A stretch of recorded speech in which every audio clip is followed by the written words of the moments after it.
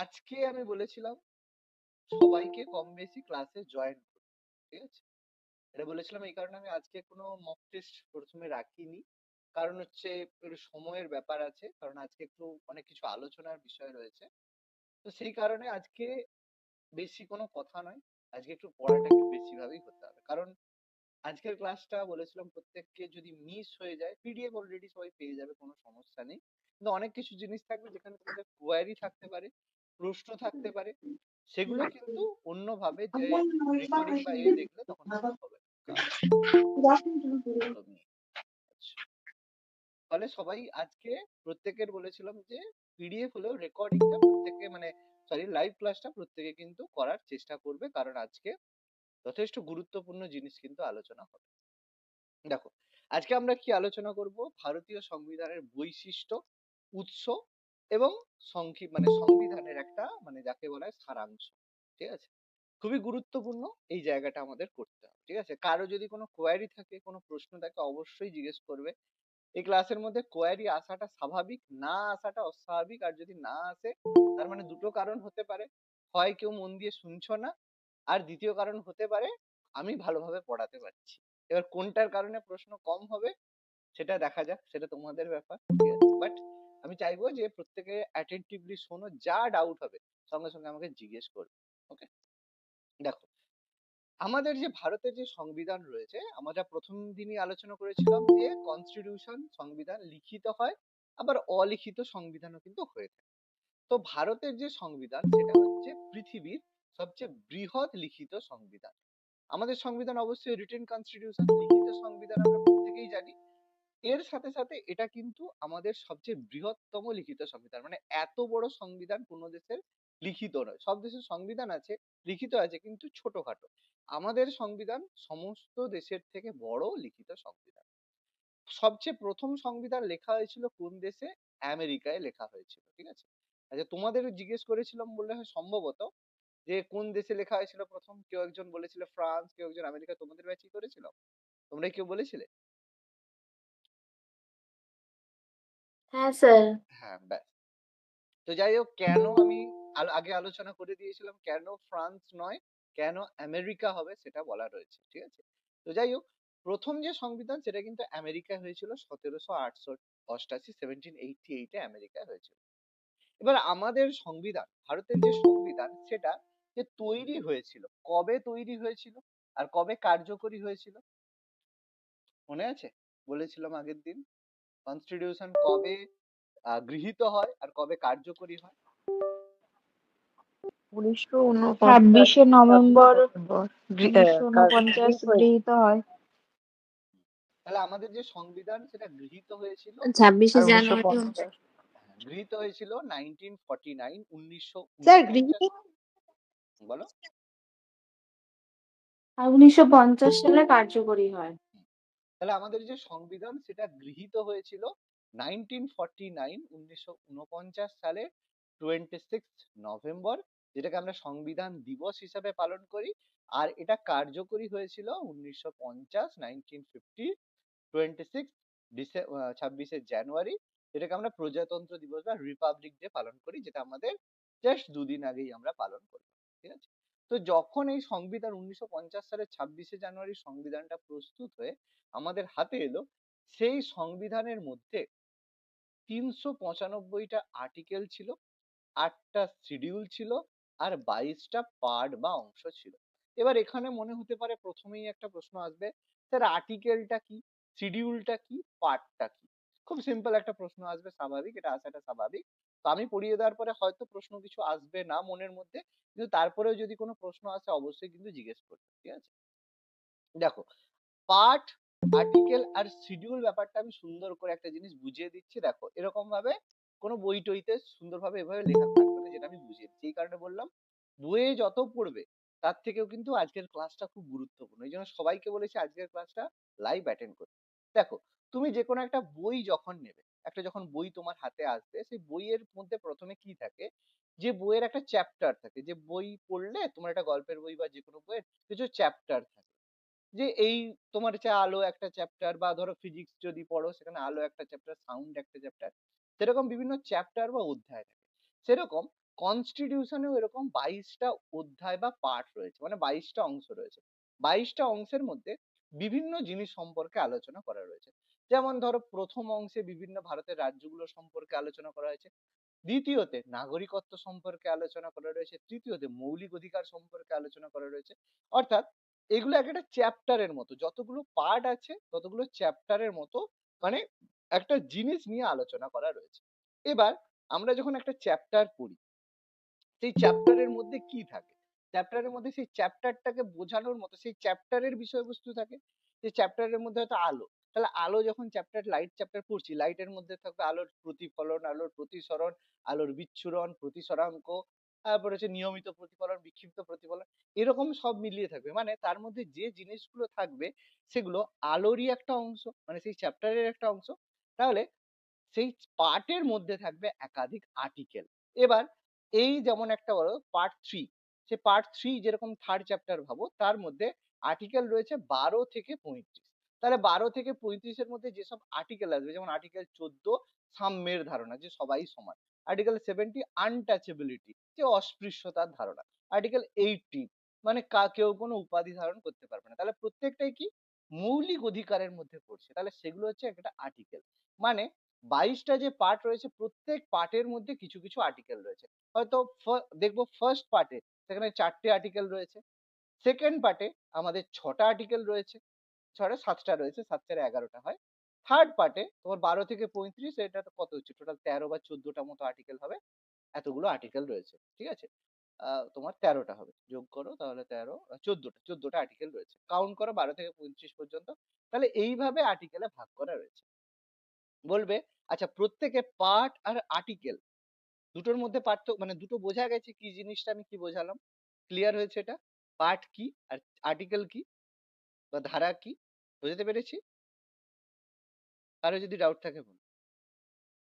হ্যাঁ স্যার। ওকে, স্যার আরেকবার বলুন, স্যার হ্যাঁ আরেকবার বললো। বলুন, কোনটা বাবা? বুঝতে পারি ভালো শুনতে পাইনি। আচ্ছা শুনতে পাওনি, আচ্ছা তুমি যখন আর্টিকেল আর ওই ইয়ের মধ্যে পার্ট। আচ্ছা তুমি যখন কোনো একটা বই পড়ো, সে বইয়ের মধ্যে কি হয়, অনেকগুলো চ্যাপ্টার থাকে। হয়তো ফিজিক্স বই পড়ছো, সেই পদার্থবিদ্যা বইয়ের মধ্যে কি হয়, একাধিক চ্যাপ্টার থাকে। তার মধ্যে আলো একটা চ্যাপ্টার, শব্দ একটা চ্যাপ্টার, তোমার ধরো হচ্ছে মেকানিক্স মানে বল গতি একটা চ্যাপ্টার। সেরকম আমাদের ভারতের সংবিধানে 22টা পার্ট আছে, মানে 22টা এরকম চ্যাপ্টার রয়েছে। ওকে, এবার প্রত্যেকটা চ্যাপ্টারের মধ্যে কি থাকে, আলো চ্যাপ্টারের মধ্যে থাকে আলোর বিভিন্ন জিনিস, আলোর প্রতিফলন প্রতিসরণ, মানে সেগুলো মিলে পুরো আলো চ্যাপ্টারটাকে বলে। তাহলে এই চ্যাপ্টারটাকে আমরা পার্টের সাথে কম্পেয়ার করছি। চ্যাপ্টারের মধ্যে যে বিষয়বস্তু রয়েছে সেগুলোকে আমরা আর্টিকেল বলছি, ঠিক আছে।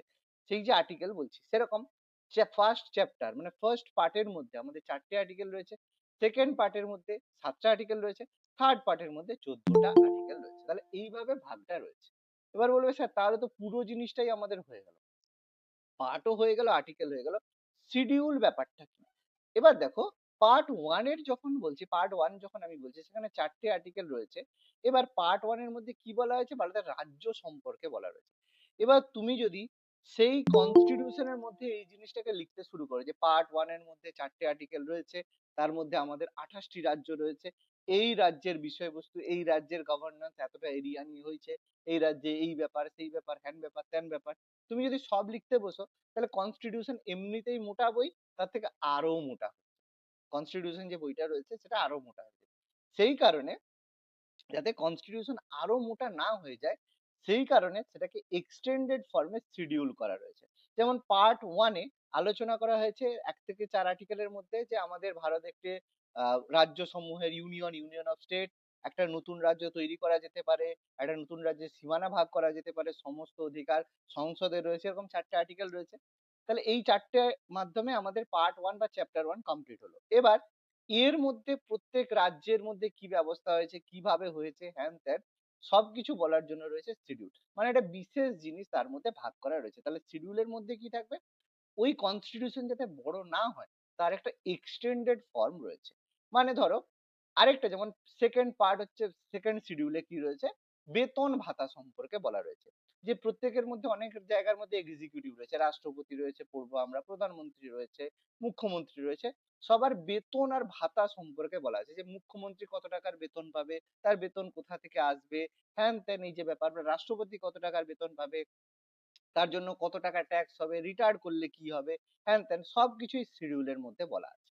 তার মানে ওই পার্টিকুলার কোনো একটা বিষয় যাতে সংবিধান বড় না হয় সেই কারণে শিডিউলকে মানে শিডিউল তৈরি করা আছে এক্সটেন্ডেড ফর্ম। এবার বোঝাতে পেরেছি? তাহলে তিনটের পার্থক্য বোঝা গেল, পার্ট কি, আর্টিকেল কি, শিডিউল কি। ক্লিয়ার হয়েছে? হ্যাঁ স্যার। Okay. স্যার এবার দেখো আমাদের যে আর্টিকেল গুলো করা হয়েছে সেরকম কি 1 নাম্বার একটা আর্টিকেলে একটা কথা বলা রয়েছে, 2 নাম্বার একটা আর্টিকেলে একটা কথা, 3 নাম্বার একটা আর্টিকেলে 4 নাম্বার, 5 নাম্বার এরকম করে করে আমাদের আর্টিকেল আছে।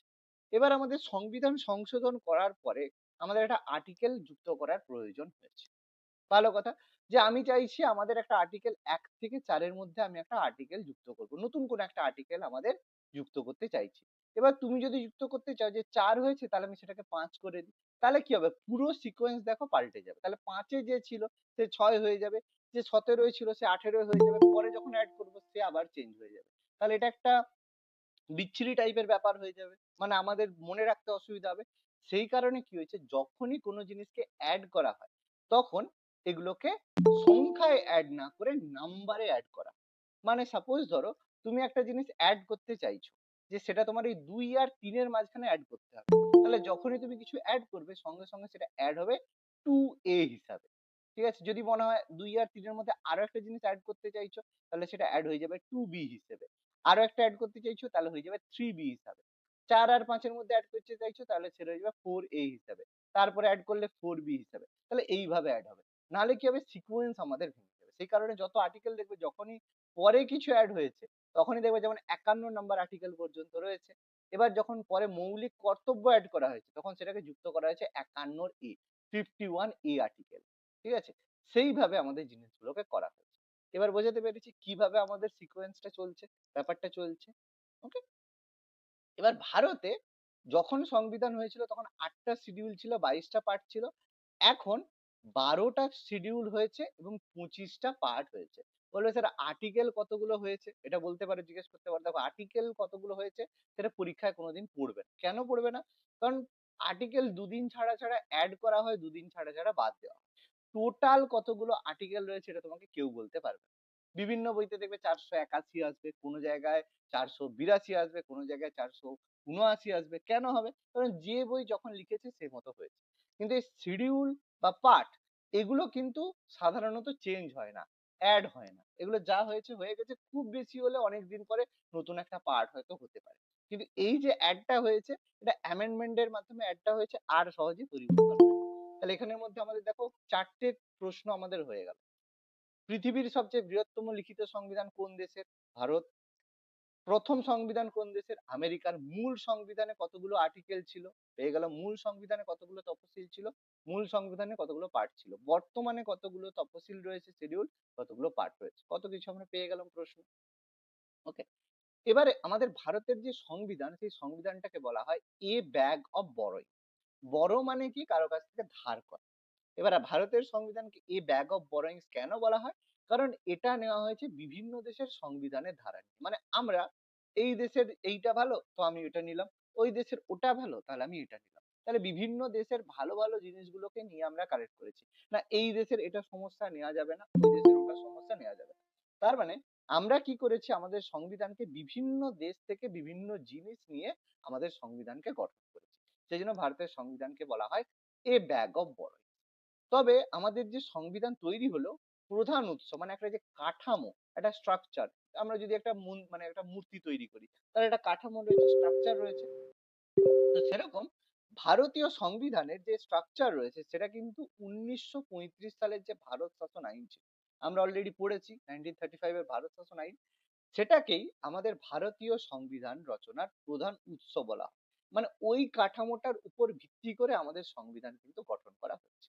ঠিক আছে। এবার ভারত সংবিধানে ভারতকে কি বলা হয়েছে? ভারতকে বলা হয়েছে রাজ্য সমূহের একটা ইউনিয়ন। মানে বলা হয়েছে ইউনিয়ন অফ স্টেট। মানে ভারতের মধ্যে অনেকগুলো এরকম ইউনিয়ন থাকবে, অনেকগুলো রাজ্য থাকবে, তারা মিলিতভাবে একটা ইউনিয়ন গঠন করবে। মানে তারা মিলিতভাবে কাজ করবে, একসাথে থাকবে, একসাথে শাসন কার্য পরিচালনা করবে, একে অপরের সাথে কোলাবোরেট করবে।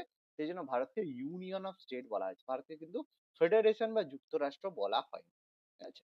যুক্তরাষ্ট্র কেন বলা হয়নি? কারণ আমি আগে বুঝিয়েছিলাম যে যুক্তরাষ্ট্র যদি হয় তখন কি হবে, যে কেউ সহজে একে অপরের থেকে বেরিয়ে যেতে পারে।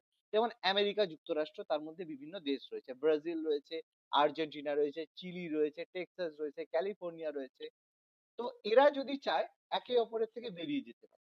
আজকে ব্রাজিল বলতে পারে না আমি, যে না আমি আমেরিকার মধ্যে থাকবো না, বলতেই পারে। যখনই এটা বলবে যে আমেরিকার মধ্যে থাকবো না, তাকে কিন্তু আটকে রাখা যাবে। কিন্তু আজকে যদি ওয়েস্ট বেঙ্গল যদি ম্যাডাম যদি বলে যে না আমি আলাদা একটা দেশ চাই, তাহলে কিন্তু সে বেরোতে পারবে। কারণ ইউনিয়ন অফ স্টেট মানে একদম প্রপারলি স্টিল তুমি এখান থেকে বেরোতে পারবে না, ভারত থেকে তুমি বেরোতে পারবে না।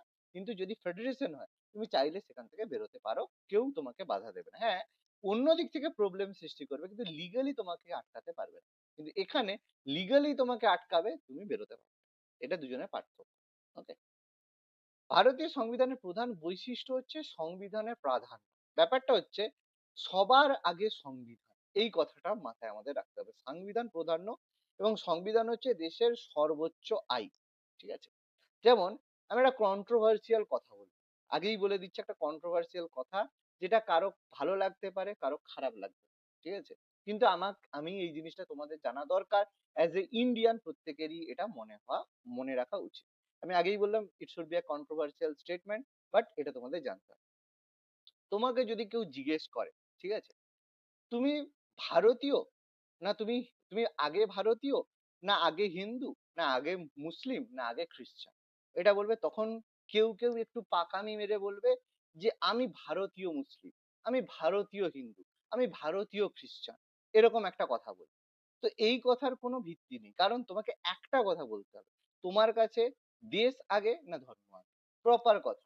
রিলিজিয়ন আগে না তোমার কান্ট্রি আগে। তোমাকে যদি কেউ জিজ্ঞেস করে ভারত আগে না তোমার ধর্ম বা রিলিজিয়ন আগে, তোমাকে পরিষ্কার এই কথাই বলতে হবে, আমার কাছে দেশ আগে, ধর্ম তারপরে আছে।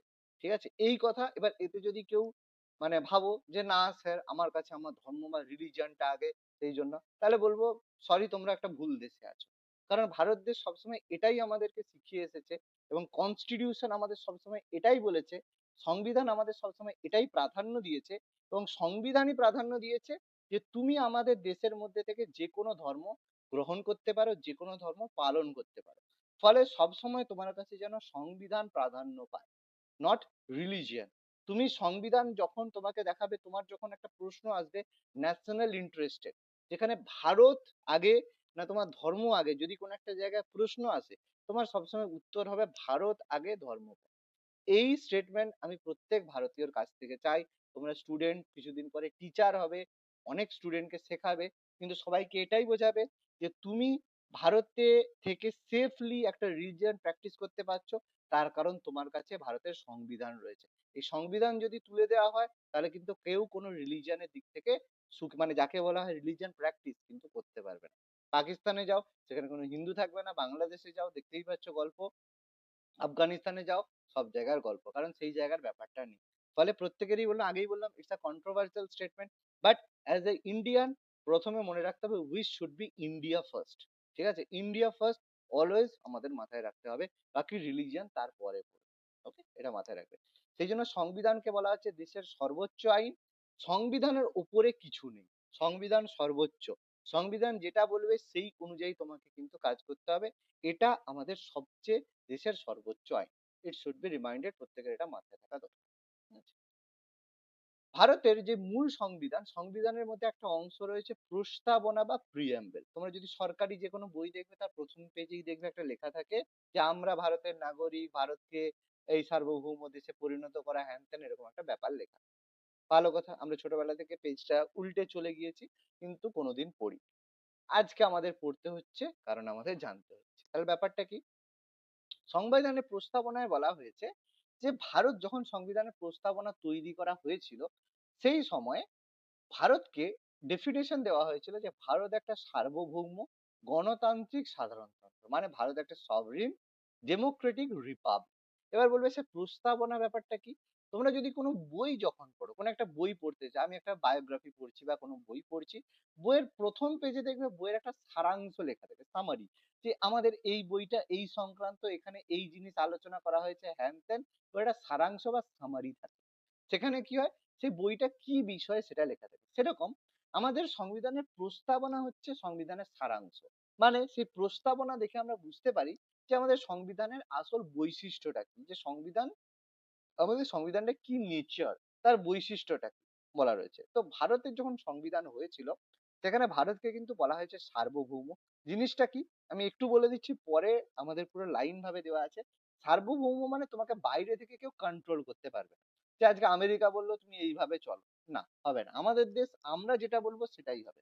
গণতন্ত্র মানে তুমি যে ভোট দিতে পারছো, ভোট দেওয়ার যে অধিকার, সেটা হচ্ছে তোমার গণতান্ত্রিক অধিকার, ডেমোক্রেটিক।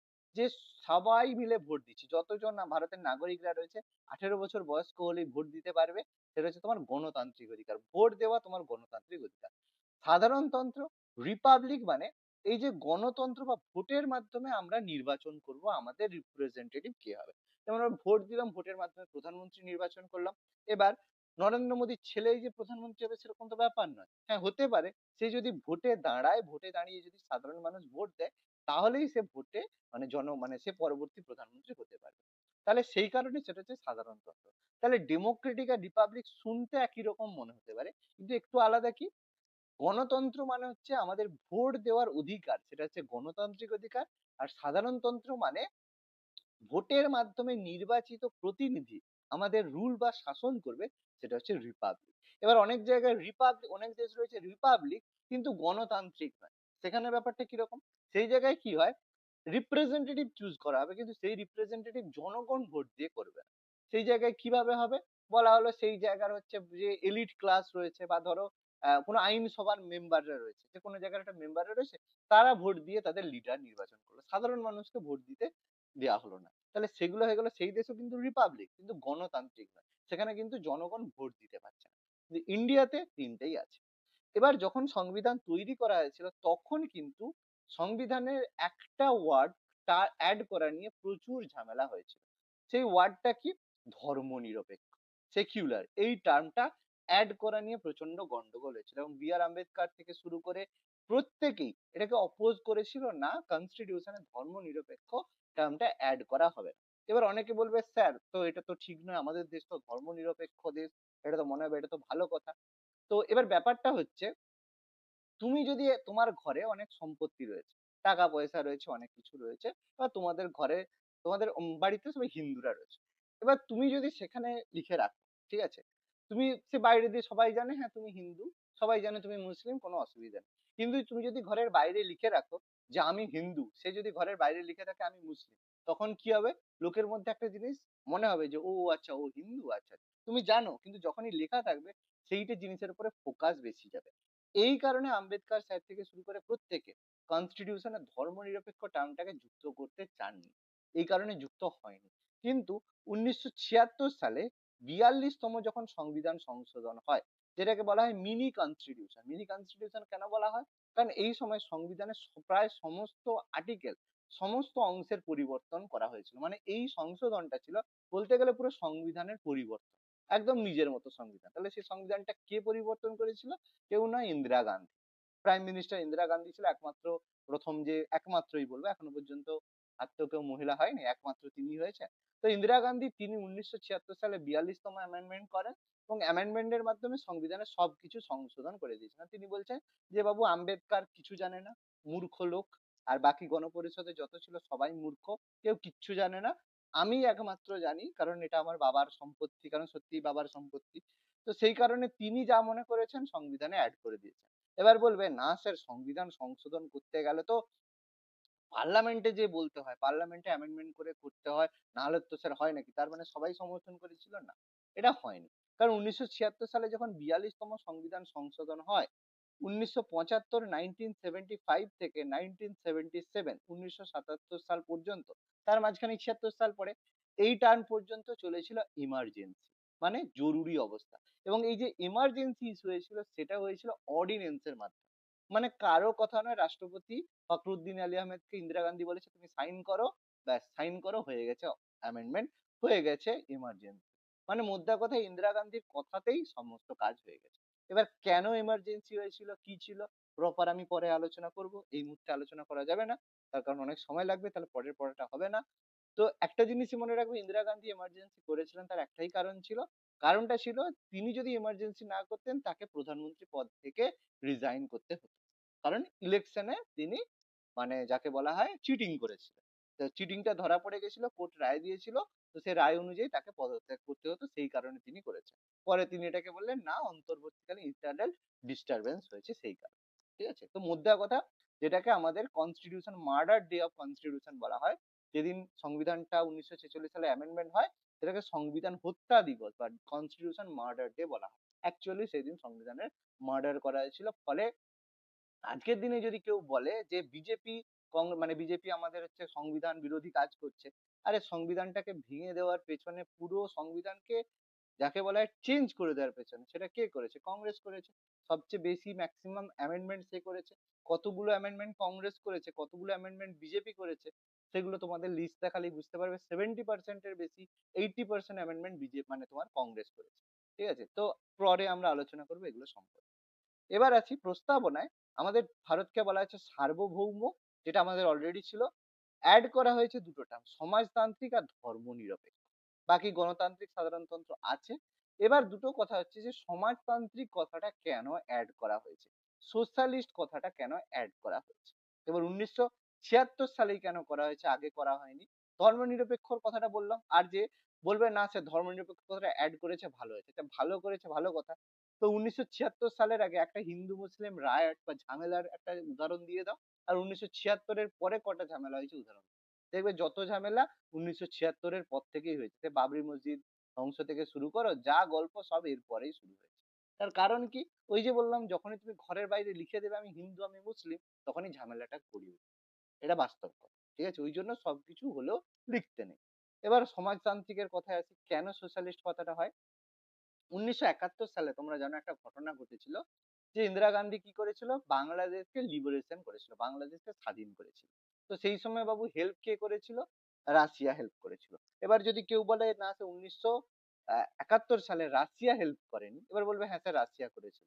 কিন্তু অ্যাকচুয়ালি মনে রাখবে 1971 সালে কিন্তু রাশিয়া হেল্প করেনি, হেল্প করেছিল ইউএসএসআর। এবার স্যার দুটোর মধ্যে কি পার্থক্য? ইউএসএসআর মানেই তো রাশিয়া।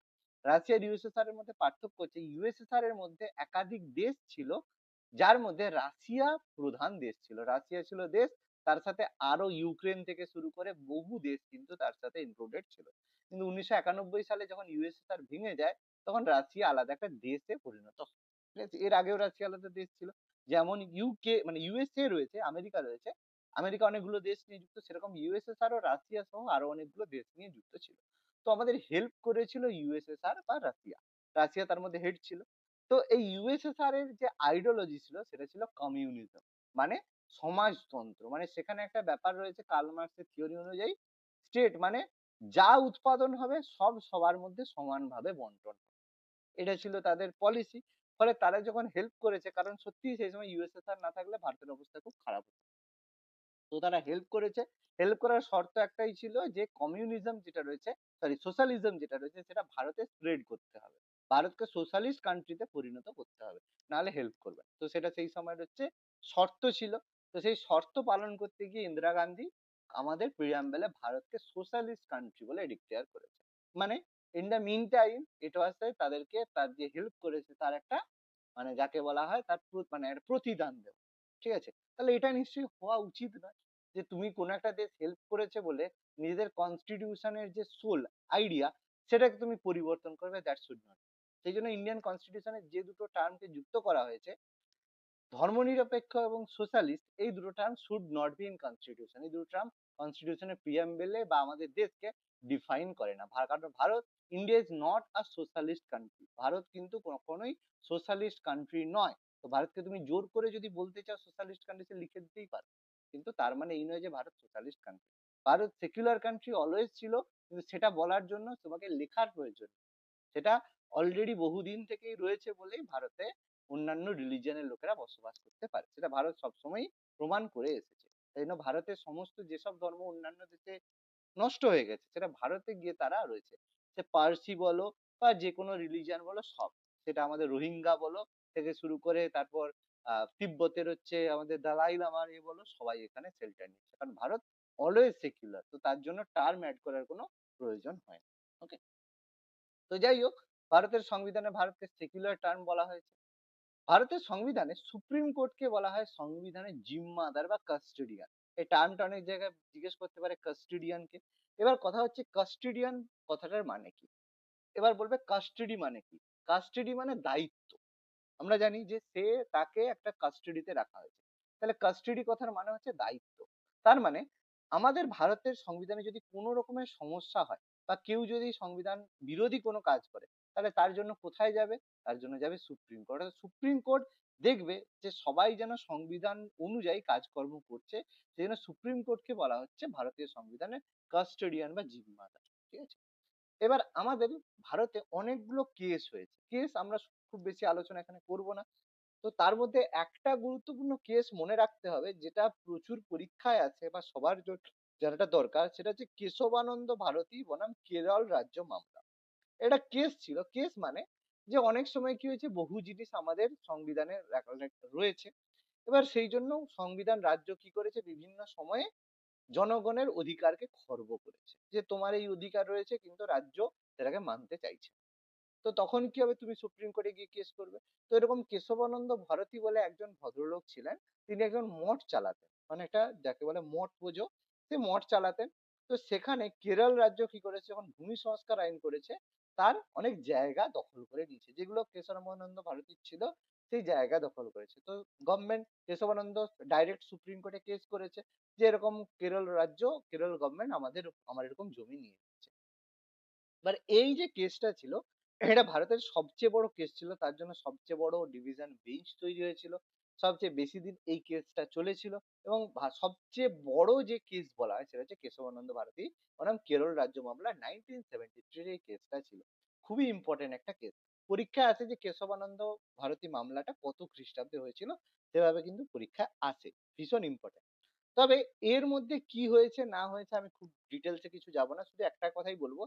এই কেসটা গুরুত্ব কেন, এখানে বলে দেওয়া হয়েছিল একটা জাজমেন্ট যে পার্লামেন্ট মৌলিক কাঠামো লঙ্ঘন করে কখনো সংবিধান সংশোধন করতে পারবে না। এবার সংবিধান সংশোধন কে করতে পারে? রাষ্ট্রপতি, প্রধানমন্ত্রী, তারা বসে কিন্তু সংবিধান সংশোধন করতে পারে না। সংবিধান সংশোধন করতে পারে একমাত্র পার্লামেন্ট বা ভারতের সংসদ। তার জন্য প্রপার মেথড রয়েছে। কিন্তু তার মানে এই নয় যে পার্লামেন্ট সংবিধানে যা খুশি পরিবর্তন করে দিতে পারে। ঠিক আছে? তো যা খুশি পরিবর্তন করতে পারে না বলেই বলা রয়েছে যে মৌলিক কাঠামো, মানে একটা স্ট্রাকচারের উপরে ভিত্তি করে তো সংবিধান গঠন করা হয়েছে। যে আমাদের একজন প্রধানমন্ত্রী থাকবে, প্রধানমন্ত্রীর হেড যে রয়েছে মানে হেড হিসেবে রাষ্ট্রপতি থাকবে, তার মধ্যে প্রধানমন্ত্রী থাকবে, তার আন্ডারে মন্ত্রী পরিষদ থাকবে, লোকালে হচ্ছে আমাদের সেলফ গভর্নমেন্ট থাকবে। এই তার জন্য মানে আমাদের সুপ্রিম কোর্ট রয়েছে, হাইকোর্ট রয়েছে। এই যে একটা স্ট্রাকচার, সেই স্ট্রাকচার কখনো মৌলিক কাঠামোর পরিবর্তন হবে না। মানে এই স্ট্রাকচার পরিবর্তন না করে, হ্যাঁ, একটা জিনিস মৌলিক অধিকারে রয়েছে, সেই মৌলিক অধিকারটাকে তুমি মানে চেঞ্জ করে অন্য কোনো কিছু করতে পারো, বা সেই মৌলিক অধিকারটাকে তুমি সাসপেন্ড করে দিতে পারো, দ্যাটস ওকে। কিন্তু স্ট্রাকচার তুমি পরিবর্তন করতে পারবে না। যেভাবে আমাদের প্রধানমন্ত্রী নির্বাচন হচ্ছে সেটাকে তুমি পাল্টাতে পারবে না, যেভাবে রাষ্ট্রপতির নির্বাচন হচ্ছে সেটাকে পাল্টাতে পারবে না।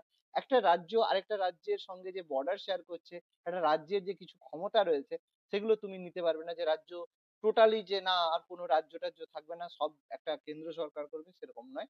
এইরকম মৌলিক কাঠামো চেঞ্জ করা যাবে না। বাকি তুমি যদি ছোটখাটো চেঞ্জ করতে চাও, ইট ইজ ফাইন। যেটাই কেশবানন্দ ভারতী মামলায় বলে দেওয়া হয়েছে। ঠিক আছে? তো সেই কারণে আমাদের ভারতের সংবিধানকে কেসি হেয়ার বলে একজন রাষ্ট্রবিজ্ঞানী বলেছেন যুক্তরাষ্ট্র প্রতিম, মানে কোয়াসি ফেডারাল। মানে ফেডারালের মতো, কিন্তু ফেডারাল নয়, ফেডারালের মতো দেখতে। ঠিক আছে? কিন্তু ফেডারাল নয়। যেমন আমরা বলতে পারি, বলবে স্যার কেন এটা বলা হচ্ছে ফেডারেলের মতো দেখতে, বলতে কেন কেন কারণ আমাদের দেশে বলা হয়েছে, দেশকে বলা হয়েছে ইউনিয়ন অফ স্টেট। মানে ভারতের মধ্যে বলা হয়েছে ভারত একটা রাজ্য, ভারত একটা দেশ, তার মধ্যে বিভিন্ন রাজ্য রয়েছে, ভালো কথা। তার মানে কেন্দ্র সরকারের আন্ডারে রাজ্য সরকারগুলো আলাদা আলাদা সুবিধা ভোগ করবে, রাজ্যের কিছু ক্ষমতা থাকবে, কেন্দ্রের কিছু ক্ষমতা থাকবে। তাহলে সেটা ইউনিয়ন অফ স্টেট। কিন্তু ফেডারাল হলে কি হবে, কেন্দ্র সরকার এদের উপরে বেশি জোর দিতে পারবে, যে কেন্দ্র কিছু একটা বললো, সব রাজ্যকে সেগুলো মানতে হবে। সেগুলো ফেডারাল স্ট্রাকচারের মধ্যে পড়ে। তাহলে আমাদের কি হয়, ইউনিয়ন অফ স্টেট তো আছে, কিন্তু অনেক সময় কি হয়, কেন্দ্র সরকার যদি মনে করে রাজ্যের বিষয়ে মাথা ঘামাতে পারে, তবে তার জন্য বিশেষ কিছু পদ্ধতি রয়েছে, তার মাধ্যমে করতে পারে।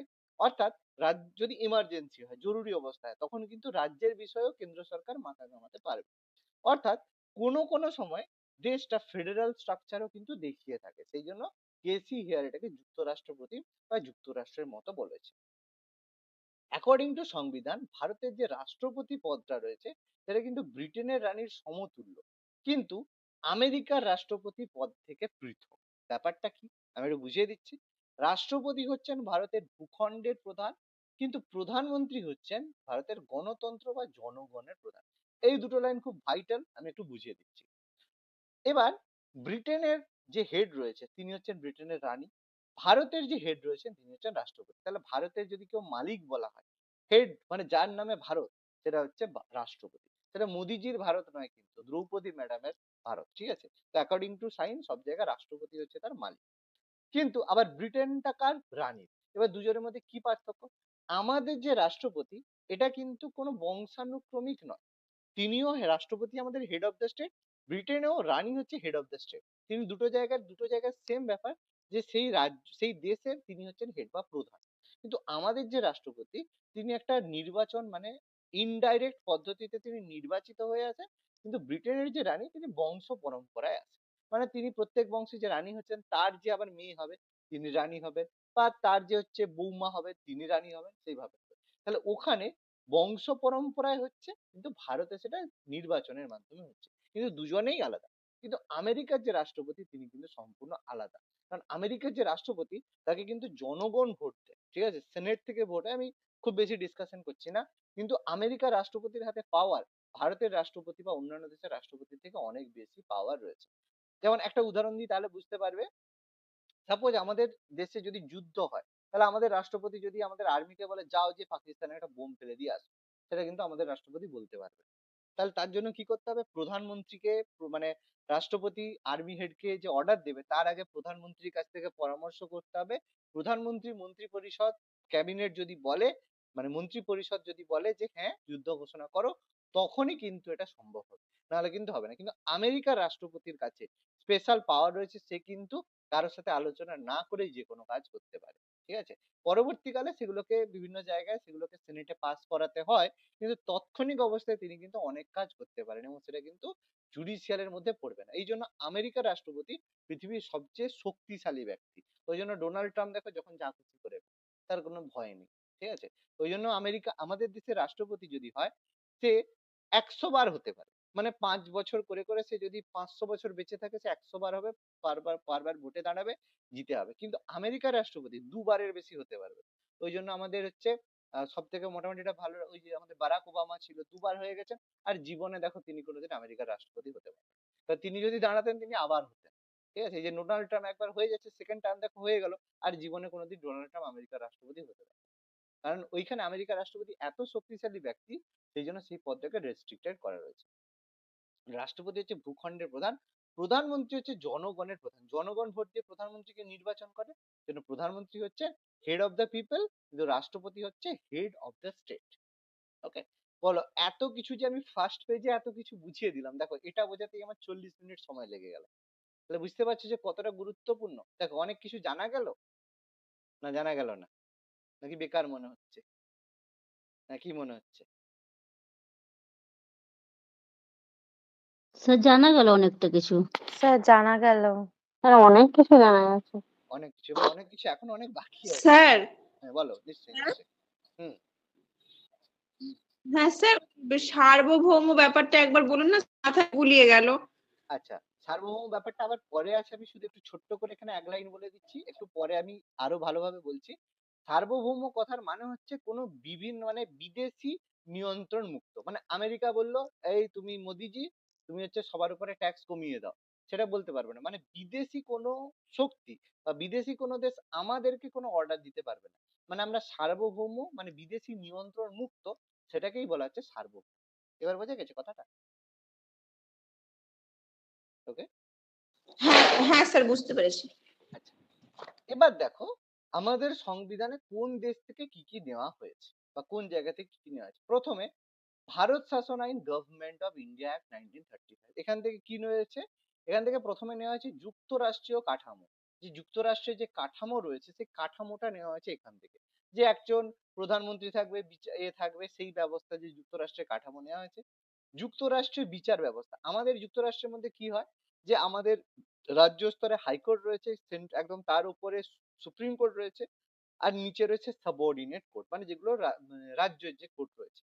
তাহলে সেইগুলো কি হয়? আমাদের ফেডারেল, এটাকে বিচার ব্যবস্থা, মানে কোনো যে প্রথম কেস হলো তুমি হাইকোর্টে করলে, আবার যদি সেখানে পছন্দ নয় সুপ্রিম কোর্টে করলে, সেটাকে বলা হচ্ছে যুক্তরাষ্ট্রীয় বিচার ব্যবস্থা। মানে তার মধ্যে লোয়ার কোর্ট এবং আপার কোর্ট দুটো থাকে। তারপরে হচ্ছে অফিস অফ গভর্নর, রাজ্যপাল বলে যে একজন থাকবে, গভর্নর বলে প্রত্যেক রাজ্যের যে হেড হিসেবে একজন যে গভর্নর থাকে, সেই গভর্নরের যে অফিস, মানে গভর্নর যে একজন অ্যাপয়েন্ট থাকবে, সেটা এখান থেকে নেওয়া হয়েছে, এটা বলা হয়েছে। আর পাবলিক সার্ভিস কমিশন, পিএসসি, এই যে প্রত্যেকে যে অ্যাপয়েন্টমেন্ট, যে চাকরি দেওয়া হবে, প্রত্যেক রাজ্য কি করবে? চাকরি দেবে, তার জন্য পাবলিক সার্ভিস কমিশন, যারা পাবলিকের জন্য কাজ করবে, এটাও আমাদের নেওয়া হয়েছে ভারত শাসন আইন থেকে। এগুলো পরীক্ষা আসবে যে যুক্তরাষ্ট্রীয় বিচার ব্যবস্থার ক্ষমতা কোন দেশের সংবিধান বা কোথা থেকে নেওয়া হয়েছে, চারটে অপশন থাকবে, তার মধ্যে ওকে। পরবর্তী কোথা থেকে? কানাডা থেকে কি নেওয়া রয়েছে? কানাডা থেকে নেওয়া হয়েছে শক্তিশালী কেন্দ্রের উপস্থিতি, মানে federation with a strong centre. ব্যাপারটা হচ্ছে আমাদের যেমন মানে দেশ ভারত যে রয়েছে, ভারতের মধ্যে সেন্ট্রাল গভর্নমেন্ট রয়েছে, তার মধ্যে বিভিন্ন রাজ্য রয়েছে, 4টে রাজ্য, 5টা রাজ্য, 25টা রাজ্য, 28টা রাজ্য রয়েছে। কিন্তু এদের মধ্যে সেন্ট্রাল গভর্নমেন্ট, যে কেন্দ্র সরকার রয়েছে, সে সবচেয়ে বেশি শক্তিশালী। মানে কেন্দ্র সরকার বিভিন্ন সময় কিছু আইন প্রণয়ন করে, কেন্দ্র সরকার সবসময় পাওয়ারফুল হয়। দেখেছো, কেন্দ্র সরকার বিভিন্ন জায়গায় পাওয়ারফুল হয়। সেই যে শক্তিশালী কেন্দ্র সরকার যে পাওয়ারফুল হবে, সেটা কানাডা থেকে নেওয়া হচ্ছে। তারপরে খুবই গুরুত্বপূর্ণ, কেন্দ্র এবং রাজ্যের মধ্যে ক্ষমতা বন্টন, vesting of residuary power in the centre. মানে ব্যাপারটা হচ্ছে কেন্দ্র, এই যে বলা হয়েছে যে এই কাজটা, এইটা কেন্দ্র সরকার দেখবে, এই ক্ষমতাটা রাজ্যের থাকবে। যেমন বলেছিলাম যে নাগরিকত্ব বা ডিফেন্সের ব্যাপারটা, সেটা কেন্দ্র সরকার দেখবে। কিন্তু এই যে লিকারের ব্যাপারটা, মদের ব্যাপার, রাজ্য সরকার দেখবে। ইলেকট্রিসিটি রাজ্য সরকার দেখবে। সেরকম কেন্দ্র ও রাজ্যের মধ্যে ক্ষমতা বন্টন, যেটা হচ্ছে বিভিন্ন লিস্টের মাধ্যমে করা রয়েছে, সেটা এখানে বলা রয়েছে। কেন্দ্র রাজ্যের মধ্যে ক্ষমতা বন্টন কানাডা থেকে নেওয়া রয়েছে। কেন্দ্রে রাজ্য সরকারের অন্তর্ভুক্তি, কেন্দ্রে appointment of the state governor by the centre. এই দেখো, গভর্নর যে রয়েছে, একজন যে রাজ্যে গভর্নর থাকবে, সে গভর্নর কিন্তু ভারত শাসন আইন থেকে নেওয়া হয়েছে। কিন্তু কেন্দ্র থেকে যে গভর্নরকে অ্যাপয়েন্ট করা হবে, সেটা নেওয়া হয়েছে কানাডা থেকে। মানে দুটোর মধ্যে একটা কনফিউশন হবে। এই জায়গাগুলো কনফিউশনের জায়গা, এগুলো যখন পড়বে পরীক্ষায় গন্ডগোল হয়ে যাবে। রাজ্য সরকারের যে অফিস বা রাজ্য সরকারের যে কর্ম, রাজ্য সরকার কি কাজ করবে, সেটা ভারত শাসন আইন থেকে। কিন্তু রাজ্য সরকারের যে অ্যাপয়েন্টমেন্ট, সেটা হচ্ছে কানাডা থেকে নেওয়া হয়েছে, কানাডার ব্যাপার থেকে নেওয়া হচ্ছে। এবার পরবর্তী ব্যাপার, সুপ্রিম কোর্টের উপদেষ্টা কর্তব্য। দেখবে advisory jurisdiction of supreme court, supreme court কি করে? অ্যাডভাইস দেয়। কাকে দেয়? তোমাকে আমাকে না, সুপ্রিম কোর্ট অ্যাডভাইস দেবে কাকে? প্রেসিডেন্টকে। রাষ্ট্রপতিকে সুপ্রিম কোর্ট অ্যাডভাইস দেবে। তার মানে কি সুপ্রিম কোর্টের মনে হলো রাষ্ট্রপতিকে, ম্যাডাম একটা অ্যাডভাইস দিতে এসেছি, সেরকম নয় কিন্তু। সুপ্রিম কোর্ট যখন উপদেশ হবে, অনলি হোয়েন প্রেসিডেন্ট আস্ক, যদি প্রেসিডেন্ট চায়, অনলি প্রেসিডেন্ট আস্ক, যদি প্রেসিডেন্ট চায় তখনই সুপ্রিম কোর্ট উপদেশ দিতে পারবে। যদি উপদেশ মানে প্রেসিডেন্ট না চায়, উপযাজক হয়ে সুপ্রিম কোর্ট কখনো উপদেশ দিতে পারবে না। ঠিক আছে, যদি প্রেসিডেন্ট চায় তখন তাকে সেই উপদেশটা দিতে হবে। এটা বিভিন্ন জায়গায় করা হয়। ঠিক আছে, যেমন কিছুদিন আগেই একটা কেস হয়েছিল, কেস বলতে একটা সমস্যা হয়েছিল, যে সম্ভবত তেলেঙ্গানা গভর্নমেন্ট না হচ্ছে কোন একটা গভর্নমেন্ট, আমার গভর্নমেন্ট কোন রাজ্যটা খেয়াল নেই, তোমরা গুগলে সার্চ করলেই দেখতে পারবে, আর্টিকেল 155, 155 নম্বর আর্টিকেলের আন্ডারে হয়েছিল। যে ব্যাপারটা হয়েছে, একটা রাজ্যের যে গভর্নরকে অ্যাপয়েন্ট করা নিয়ে সুপ্রিম কোর্ট সেই জায়গায় বলেছে যে না, এইভাবে আনকনস্টিটিউশনালি করা হয়েছে, যে রাজ্য মানে সেন্ট্রাল গভর্নমেন্ট সেটা আনকনস্টিটিউশনালি করেছে, বা একটা জিনিসে সুপ্রিম কোর্ট কোনো একটা জাজমেন্ট করেছে যেখানে গভর্নমেন্টের এগেনস্টে করেছে। ঠিক আছে, তো যেহেতু রাজ্যপালকে মানে প্রেসিডেন্ট অ্যাপয়েন্ট করে থাকেন, ঠিক আছে, তো সেই কারণে সুপ্রিম কোর্ট এটা বলেছেন না, এটা ঠিক হয়নি, সুপ্রিম কোর্ট সেই জায়গায় জাজমেন্ট দিয়েছেন, যায়নি। তখন প্রেসিডেন্ট সুপ্রিম কোর্টকে বলেছে যে দেখো, আমাকে এরকম একটা ব্যাপার এসছে, যে আমি কিছু এইরকম একটা কাজ করেছি, আমি কি করব বল। তার মানে দেখো, সুপ্রিম কোর্ট যে জাজমেন্টটা দিল, তার এগেনস্টে প্রেসিডেন্টের কি করা উচিত, সেটা প্রেসিডেন্ট সুপ্রিম কোর্টের কাছ থেকে জানতে চাইছে। মজাটা বুঝতে পারছো? আমি কি বললাম বুঝেছো না বুঝতে পারো কি বলতে চাইছি?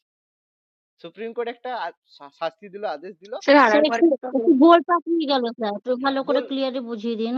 হ্যাঁ গোল বুঝিয়ে পাকিয়ে গেল। অবশ্যই, এটা গোল স্যার পাকানোরই আরেকবার জিনিস। বলুন। হ্যাঁ, এটা তো গোল পাকানোরই জিনিস। ঠিক আছে, বলে দিচ্ছি দেখো। সাপোজ ধরো, আমি একটা মানে একটু লিখছি, দেখো ঠিক আছে, লিখলেই বুঝতে পারবে। এই যে গভর্নরকে কে অ্যাপয়েন্ট করে? প্রেসিডেন্ট। প্রেসিডেন্ট গভর্নরকে অ্যাপয়েন্ট করেছে, ভালো কথা। এবার গভর্নরকে অ্যাপয়েন্ট করার জন্য প্রেসিডেন্ট অ্যাপয়েন্ট করেছে গভর্নরকে। এবার যখনই অ্যাপয়েন্ট করেছে সেই নিয়ে রাজ্য সরকার একটা কেস করেছে যে যে প্রেসিডেন্ট গভর্নরকে অ্যাপয়েন্ট করেছেন এটা আনকনস্টিটিউশনাল বা ভুল কিছু একটা করেছেন, যে এটা এইভাবে প্রেসিডেন্ট গভর্নরকে এইভাবে কাজ করতে পারে না। ভালো কথা। তার মানে প্রেসিডেন্টের এটা একটা ভুল কাজ হয়েছে, ভালো কথা। এবার তো সঙ্গে সঙ্গে প্রেসিডেন্ট বললো যে এটা হবে না। এবার প্রেসিডেন্টের তো একটা পাওয়ার রয়েছে যে সে কোনো কিছু যদি মানে মানে চায়, উপদেশ চায়, কার কাছে চাইতে পারে? সুপ্রিম কোর্টের কাছ থেকে। তাহলে সুপ্রিম কোর্ট বলেছে যে প্রেসিডেন্ট গভর্নরকে যে অ্যাপয়েন্ট করেছেন এটা ভুল, সেটা ঠিক করা হোক। এবার প্রেসিডেন্ট সুপ্রিম কোর্টকে আবার উপদেশ চাইছে যে আমার এরকম একটা ভুল হয়ে গেছে, আমি এবার কি করব বলো। মানে ব্যাপারটা এবার বুঝতে পেরেছো কি বলতে চাইছি? মানে যে আদেশ দিচ্ছে তার কাছ থেকে উপদেশ চাওয়া হয়েছে আমি কি করি। গোলটা বুঝলে না এখনো বুঝলে না? বুঝতে পারি। বোঝা গেছে? কারো কথা শোনা গেল না? হ্যাঁ স্যার হ্যাঁ বুঝেছি। স্যার বোঝা গেছে। হ্যাঁ, এই ব্যাপার। তার মানে কি সেই ঘুরে ফিরে ব্যাপার। তার মানে সুপ্রিম কোর্ট যা বলবে প্রেসিডেন্ট সেটাই তাকে উত্তর দিয়ে দেবে। তাহলে এটা হচ্ছে গন্ডগোল। ওই জন্য সুপ্রিম কোর্ট বুঝতে পারছে যে না এটা কিছু করা যাবে না, ওই জন্য ব্যাপারটা স্টে হয়ে রয়ে গেছে। আর কোনো কাজকর্ম নেই। এটাই আমাদের সংবিধানের ব্যাপার। ঠিক আছে। আচ্ছা, পরেরটা বললাম কেন্দ্রে রাজ্যের রাজ্যপালের নিয়োগ। এটা আমি অলরেডি দুবার লেখা হয়ে গেছে, appointment of the governor by the centre. রাজ্য সরকার অন্তর্ভুক্ত। আচ্ছা সরি, এটা হচ্ছে রাজ্যপাল আর এটা রাজ্য সরকার। ঠিক আছে, কোনো অসুবিধা নেই, সেম ব্যাপার। রাজ্যপালকে যে অ্যাপয়েন্টমেন্ট সেই কথা। আচ্ছা, নেক্সট হচ্ছে ব্রিটেন। দেখো সব থেকে বেশি জিনিস আমরা কিন্তু গ্রেট ব্রিটেন থেকে নিয়েছি। কি কি নিয়েছি? ব্রিটেন থেকে আমরা নিয়েছি সংসদীয় ব্যবস্থা, পার্লামেন্টারি সিস্টেম, যে আমাদের যে একটা পার্লামেন্ট হবে, তার দুটো পার্লামেন্ট হবে, পার্লামেন্টের মাধ্যমে আমাদের যে শাসন হবে সেই ব্যবস্থা আমরা ব্রিটেন থেকে নিয়েছি। আইনের শাসন মানে রুল অফ ল, মানে যে আইন হবে আইন অনুযায়ী শাসন হবে, যে আইনের বাইরে কোনো কিছু হবে না, আইন দ্বারা শাসন হবে, সেটাও ব্রিটেন থেকে নিয়েছি। আইন প্রণয়ন পদ্ধতি, ল মেকিং প্রসিডিওর বা লেজিসলেচার প্রসিডিওর, যে পদ্ধতিতে আইন তৈরি হবে সেই পদ্ধতিতে আমরা ব্রিটেন থেকে নিয়েছি। কিভাবে আইন তৈরি হবে? প্রথমে সেই যে যেই নিয়ে আইন হবে সেটা পার্লামেন্টে মানে আমাদের সংসদে বিল হিসেবে পেশ হবে। বিল হিসেবে পেশ হওয়ার পরে রাষ্ট্রপতি তাতে সাইন করবে। সাইন করলে সেই বিলটা ল বা আইন হবে। এই যে পদ্ধতি, এটা ব্রিটেনের পদ্ধতি, আমরা সেটা ওখান থেকে নিয়েছি।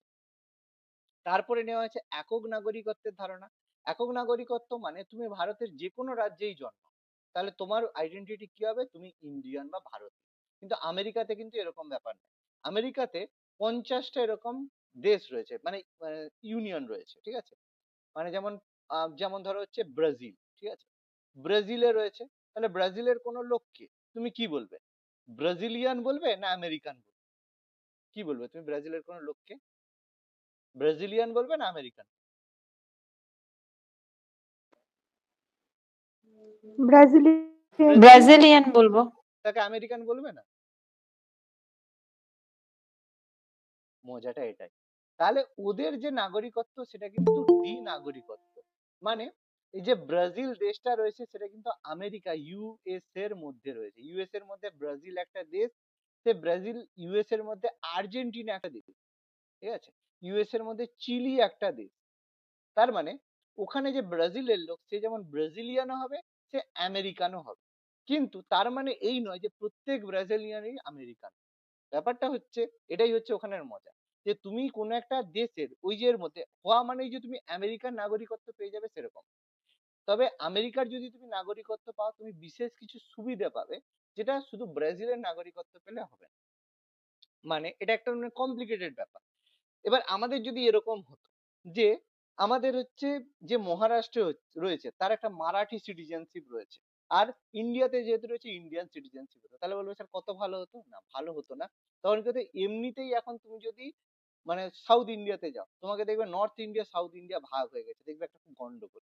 তাহলে এরকম যদি ভাগ হয় খুব সমস্যা হবে, আমরা ইন্ডিয়ান হিসেবে ইউনাইট হতে পারবো না। কিন্তু ওদের দেশের ব্যাপারটা কি, ব্রাজিল দেশের মধ্যে একজন লোক ব্রাজিলিয়ান হয়, এবার ব্রাজিলিয়ান হওয়ার পরে সে যদি অ্যাপ্লাই করে আমেরিকান সিটিজেনশিপ, ইউএস এর সিটিজেনশিপ, তখন ইউএসএ তাকে আলাদা করে একটা সিটিজেনশিপ দিয়ে থাকে। এটা সবাইকে দেয় না, এবার এটা কেউ নিতেও পারে, নাও নিতে পারে, কিন্তু যদি আমেরিকার সিটিজেনশিপ পায় সে অনেক কিছু সুবিধে ভোগ করতে পারে। ঠিক আছে? মানে ধরো ব্রাজিলের একজন লোক চিলিতে গিয়ে প্রপার্টি কিনতে চাইছে, সে কিনতে পারবে না, কেন? তার আমেরিকার সিটিজেনশিপ নেই। তাহলে সে ব্রাজিলের মধ্যেই তাকে থাকতে হবে। কিন্তু সে যদি আমেরিকান সিটিজেনশিপ, ইউএসএ সিটিজেনশিপ পেয়ে যায়, তখন সে যে কোনো ওর মধ্যে জায়গায় গিয়ে প্রপার্টি কিনতে পারবে, ইনভেস্টমেন্ট করতে পারবে, মানে একাধিক এরকম সুবিধা পাবে। কিন্তু আমেরিকার, ইন্ডিয়ার ক্ষেত্রে কি, তুমি ভারতের নাগরিক হয়ে যে কোনো রাজ্যে গিয়ে জমি কিনতে পারো, তোমার অসুবিধা নেই, আলাদা করে কোনো সিটিজেনশিপের দরকার নেই। এটাই হচ্ছে সিঙ্গেল সিটিজেনশিপ আর ডুয়েল সিটিজেনশিপের পার্থক্য। বুঝতে পারলাম? ক্লিয়ার কি ক্লিয়ার? ক্লিয়ার হয়েছে? হ্যাঁ স্যার। হ্যাঁ স্যার। এবার আমাদের রয়েছে দ্বিকক্ষ বিশিষ্ট সংসদ। আমাদের দেখবে লোকসভা রাজ্যসভা রয়েছে, নিম্ন কক্ষ রয়েছে লোকসভা, উচ্চ কক্ষ রয়েছে রাজ্যসভা। তাহলে দ্বিকক্ষ বিশিষ্ট সংসদ কিভাবে হয় পরে আলোচনা করব। প্রধানমন্ত্রীর পদ, আমাদের যে একজন প্রধানমন্ত্রী থাকবে আর তার যে কাজকর্ম, সেটাও নেওয়া হয়েছে ব্রিটেন থেকে। লোকসভা যে গঠন করা হবে, এই যে লোকসভা রাজ্যসভা পার্লামেন্টের দুটো অংশ, তার যে একজন স্পিকার থাকবে, সভাপতি থাকবে, তার যে পদ সৃষ্টি হবে এবং সে যে কাজকর্ম করবে, সেটাও ব্রিটেন থেকে নিয়েছি। লোকসভার কাছে মন্ত্রিসভার দায়বদ্ধতা, ক্যাবিনেট সিস্টেম, মানে যেসব মন্ত্রিসভা হবে তারা লোকসভার কাছে দায়বদ্ধ থাকবে। মানে কোনো একটা মন্ত্রীর বিরুদ্ধে যদি অনাস্থা প্রস্তাব হয়ে যায়, সমস্ত মন্ত্রিসভাকে কিন্তু পদত্যাগ করতে হয়। আমরা পরে আলোচনা করব। সেটাও নেওয়া হয়েছে ব্রিটেন থেকে। পাবলিক অ্যাকাউন্টস কমিটি, মানে সরকার যে খরচ করে থাকে, এবার সেই খরচ কোথায় হয়েছে সেগুলো দেখার জন্য থাকে পাবলিক অ্যাকাউন্টস কমিটি, যার চেয়ারম্যান বা সভাপতি হয় সবসময় বিরোধী দলনেতা। তো বিরোধীরা দেখবে যে সব জায়গায় সরকার ঠিকঠাক খরচ করছে কিনা, তো বিরোধী দলনেতা হচ্ছে এর সভাপতি হয়। তো সেখানে আলোচনা করা হয় যে সরকার সঠিকভাবে কাজ করছে কিনা, সঠিকভাবে খরচ করছে কিনা, সেটা দেখা হয়। পাবলিক অ্যাকাউন্টস কমিটি, এটা ব্রিটেন থেকে নেওয়া হয়েছে। আমরা সব আলোচনা করবো এগুলো সম্পর্কে। রাশিয়া থেকে আমরা কি নিয়েছি? রাশিয়া থেকে আমরা নিয়েছি মৌলিক কর্তব্য। দেখো আমি দুটো জিনিস আলোচনা করব। আমরা আমেরিকা থেকে কিছু নিয়েছি, রাশিয়া বা ইউএসএসআর থেকে কিছু নিয়েছি। কি কি নিয়েছি? প্রথমে আমাদের আলোচনা করতে গেলে দুটো জিনিসের মধ্যে একটু আলোচনা করতে হবে। একটা হচ্ছে মৌলিক কর্তব্য, ফান্ডামেন্টাল ডিউটিস, একটা হচ্ছে মৌলিক অধিকার, ফান্ডামেন্টাল রাইটস। দুটোর মধ্যে কি পার্থক্য? দেখো, তুমি ভারতে আছো, ভারতে থাকা অবস্থায় তোমার কিছু, ভারতীয় হিসেবে তোমার কিছু অধিকার রয়েছে। কি? যে তুমি থাকলে এখানে বাক স্বাধীনতা তোমার রয়েছে, ফ্রিডম অফ স্পিচ রয়েছে, যে কোনো ধর্ম তুমি গ্রহণ করতে পারো, যে কোনো সবাই চাকরিতে তোমার সমান রয়েছে, মানে কিছু অধিকার রয়েছে, কিছু রাইটস তোমার রয়েছে। কিন্তু তার সাথে তোমার কিছু কর্তব্য রয়েছে। কি? জাতীয় পতাকাকে সম্মান করতে হবে, সবাই যাতে সমানভাবে, মানে যেসব আমাদের গভর্নমেন্ট প্রপার্টি রয়েছে সেগুলোকে মানে করতে হবে, সংরক্ষণ করতে হবে, হ্যান ত্যান কিছু কর্তব্য রয়েছে। তার মানে যেটা তোমার অধিকার রয়েছে সেটার জন্য তুমি কোথায় যেতে পারবে? যার অধিকার রয়েছে তার জন্য তুমি কোর্টে যেতে পারবে। আর যেটা তোমার কর্তব্য তার জন্য কি কোর্টে যেতে হবে? কোর্টে যেতে হবে না, কর্তব্য তুমি পালন করতেও পারো, নাও করতে পারো। বাবা মার সম্পত্তির উপরে তোমার অধিকার রয়েছে, না দিলে কোর্টে যেতে পারো, যে বাবা মাকে দেখা তোমার কর্তব্য, না হলে কোনো কোর্টে যাওয়ার ব্যাপার নেই। এটা হচ্ছে ব্যাপার। তাহলে এই মৌলিক কর্তব্যের ধারণা, ফান্ডামেন্টাল ডিউটিস, নিয়েছি ইউএসএসআর থেকে। আর মৌলিক অধিকারের ধারণা এটা নিয়েছি মার্কিন যুক্তরাষ্ট্র থেকে। আমরা আলোচনা করব কি জিনিস। সোভিয়েত রাশিয়া থেকে আমরা আরেকটা জিনিস দিয়েছি, পঞ্চবার্ষিকী পরিকল্পনা, 5 ইয়ার প্ল্যান। এটা আমরা আলোচনা করবো, ইকোনমিক্স এর মধ্যে অংশ রয়েছে। তো যে আমাদের কি হয়, 5 বছরের একটা প্ল্যান থাকে, আমি 5 বছরে আজকে পরবর্তী 5 বছরে কি করবো তার একটা প্ল্যান। এটা কিন্তু আমাদের কংগ্রেস সরকার এটা পঞ্চবার্ষিকী পরিকল্পনা ধারণা নিয়ে এসেছে, কিন্তু 2014 সাল থেকে মোদিজি এসে পঞ্চবার্ষিকী পরিকল্পনা বন্ধ করে নীতি আয়োগ নিয়ে এসেছে, যে যেখানে ব্যাপারটা একটু অন্যভাবে হবে। ঠিক আছে? এছাড়া এখান থেকে নেওয়া আছে রাশিয়া থেকে ideal of justice, social, economic, political in preamble, যে আমাদের যে ন্যায় বিচার, প্রত্যেকে যেন অর্থনৈতিক, সামাজিক এবং রাজনৈতিক ন্যায় বিচার পায়, যে সবাই যেন ন্যায় অনুযায়ী তাদের বিচার হয়। প্রস্তাবনা আমি অলরেডি বলেছি, নিয়েছি মার্কিন যুক্তরাষ্ট্র থেকে, যেটা আমাদের সারাংশ, যেটা আমাদের ওই যে মেন ব্যাপারটা ছিল আমাদের অবজেক্টিভ রেজলিউশন থেকে নেওয়া হয়েছে। বিচার ব্যবস্থার স্বাধীনতা, ইন্ডিপেন্ডেন্স অফ জুডিশিয়ারি, এই যে বিচারক যারা হয় তারা কিন্তু ইন্ডিপেন্ডেন্ট, ফ্রি হয়। এরকম নয় যে মোদিজি বললো "এই আমার এই জাজমেন্টটা দিয়ে দেবে", প্রেসারাইজ করতে পারো না। হ্যাঁ, অন্য ব্যাপারে তাকে প্রেসারাইজ করা হয়, টাকা দিয়ে, ঘুষ দিয়ে, ভয় দেখিয়ে করা হয়, সেটা আলাদা কথা। কিন্তু বিচারকরা ইন্ডিপেন্ডেন্ট বা ফ্রি হয়। সেই জন্য এখনো পর্যন্ত আমাদের বিচার ব্যবস্থার উপরে কিছুটা হলেও একটা বিশ্বাস রয়েছে। জুডিশিয়াল বিভাগ, বিচার বিভাগীয় পুনর্বিবেচনা, কোনো সময় যে জাজমেন্ট হয় তুমি তার জন্য আবার রিভিউ এর জন্য আবেদন করতে পারো। লিখিত সংবিধানের ধারণা আমেরিকা থেকে নিয়েছি, বললাম। রাষ্ট্রপতি, সুপ্রিম কোর্ট এবং হাইকোর্টের যে বিচারপতি রয়েছে তাদেরকে যে অপসারণ বা সরানোর জন্য একটা বিশেষ পদ্ধতি গ্রহণ করা হয়। সেই পদ্ধতিটাকে বলে ইমপিচমেন্ট বা পদচ্যুতি। ঠিক আছে? তো ইমপিচমেন্টের মাধ্যমে যে নেওয়া হয়, এই কনসেপ্টটা নেওয়া হয়েছে মার্কিন যুক্তরাষ্ট্র থেকে। ইমপিচমেন্ট পদ্ধতিটা কি আমরা আলোচনা করব পরে। রাজ্যসভার যে চেয়ারম্যান, যে ভারতের যে উপরাষ্ট্রপতি হন, তিনি পদাধিকার বলে রাজ্যসভার চেয়ারম্যান হন, যেটাকে আমরা বলি এক্স অফিসিও। মানে কোনো একজন, কেউ যদি রাজ্যে রাজ্যপাল হবে, সে সঙ্গে সঙ্গে রাজ্যসভার সভাপতি হয়ে যাবে, সেটাকে এক্স অফিসিও বলা। যেমন আমাদের প্ল্যানিং কমিটির যে চেয়ারম্যান, সে কে হয় প্রধানমন্ত্রী, মানে যে প্রধানমন্ত্রী হবে সেই প্ল্যানিং কমিটির চেয়ারম্যান হয়ে যাবে। ঠিক আছে? সেগুলোকে বলে এক্স অফিসিও, পদাধিকার বলে। ঠিক আছে? রাজ্যের শাসন ব্যবস্থা নেওয়া হয়েছে মার্কিন যুক্তরাষ্ট্র থেকে। খুব ইম্পর্টেন্ট জিনিস পিআইএল, পাবলিক ইন্টারেস্ট লিটিগেশন। কেউ বলতে পারবে পিআইএল জিনিসটা কি?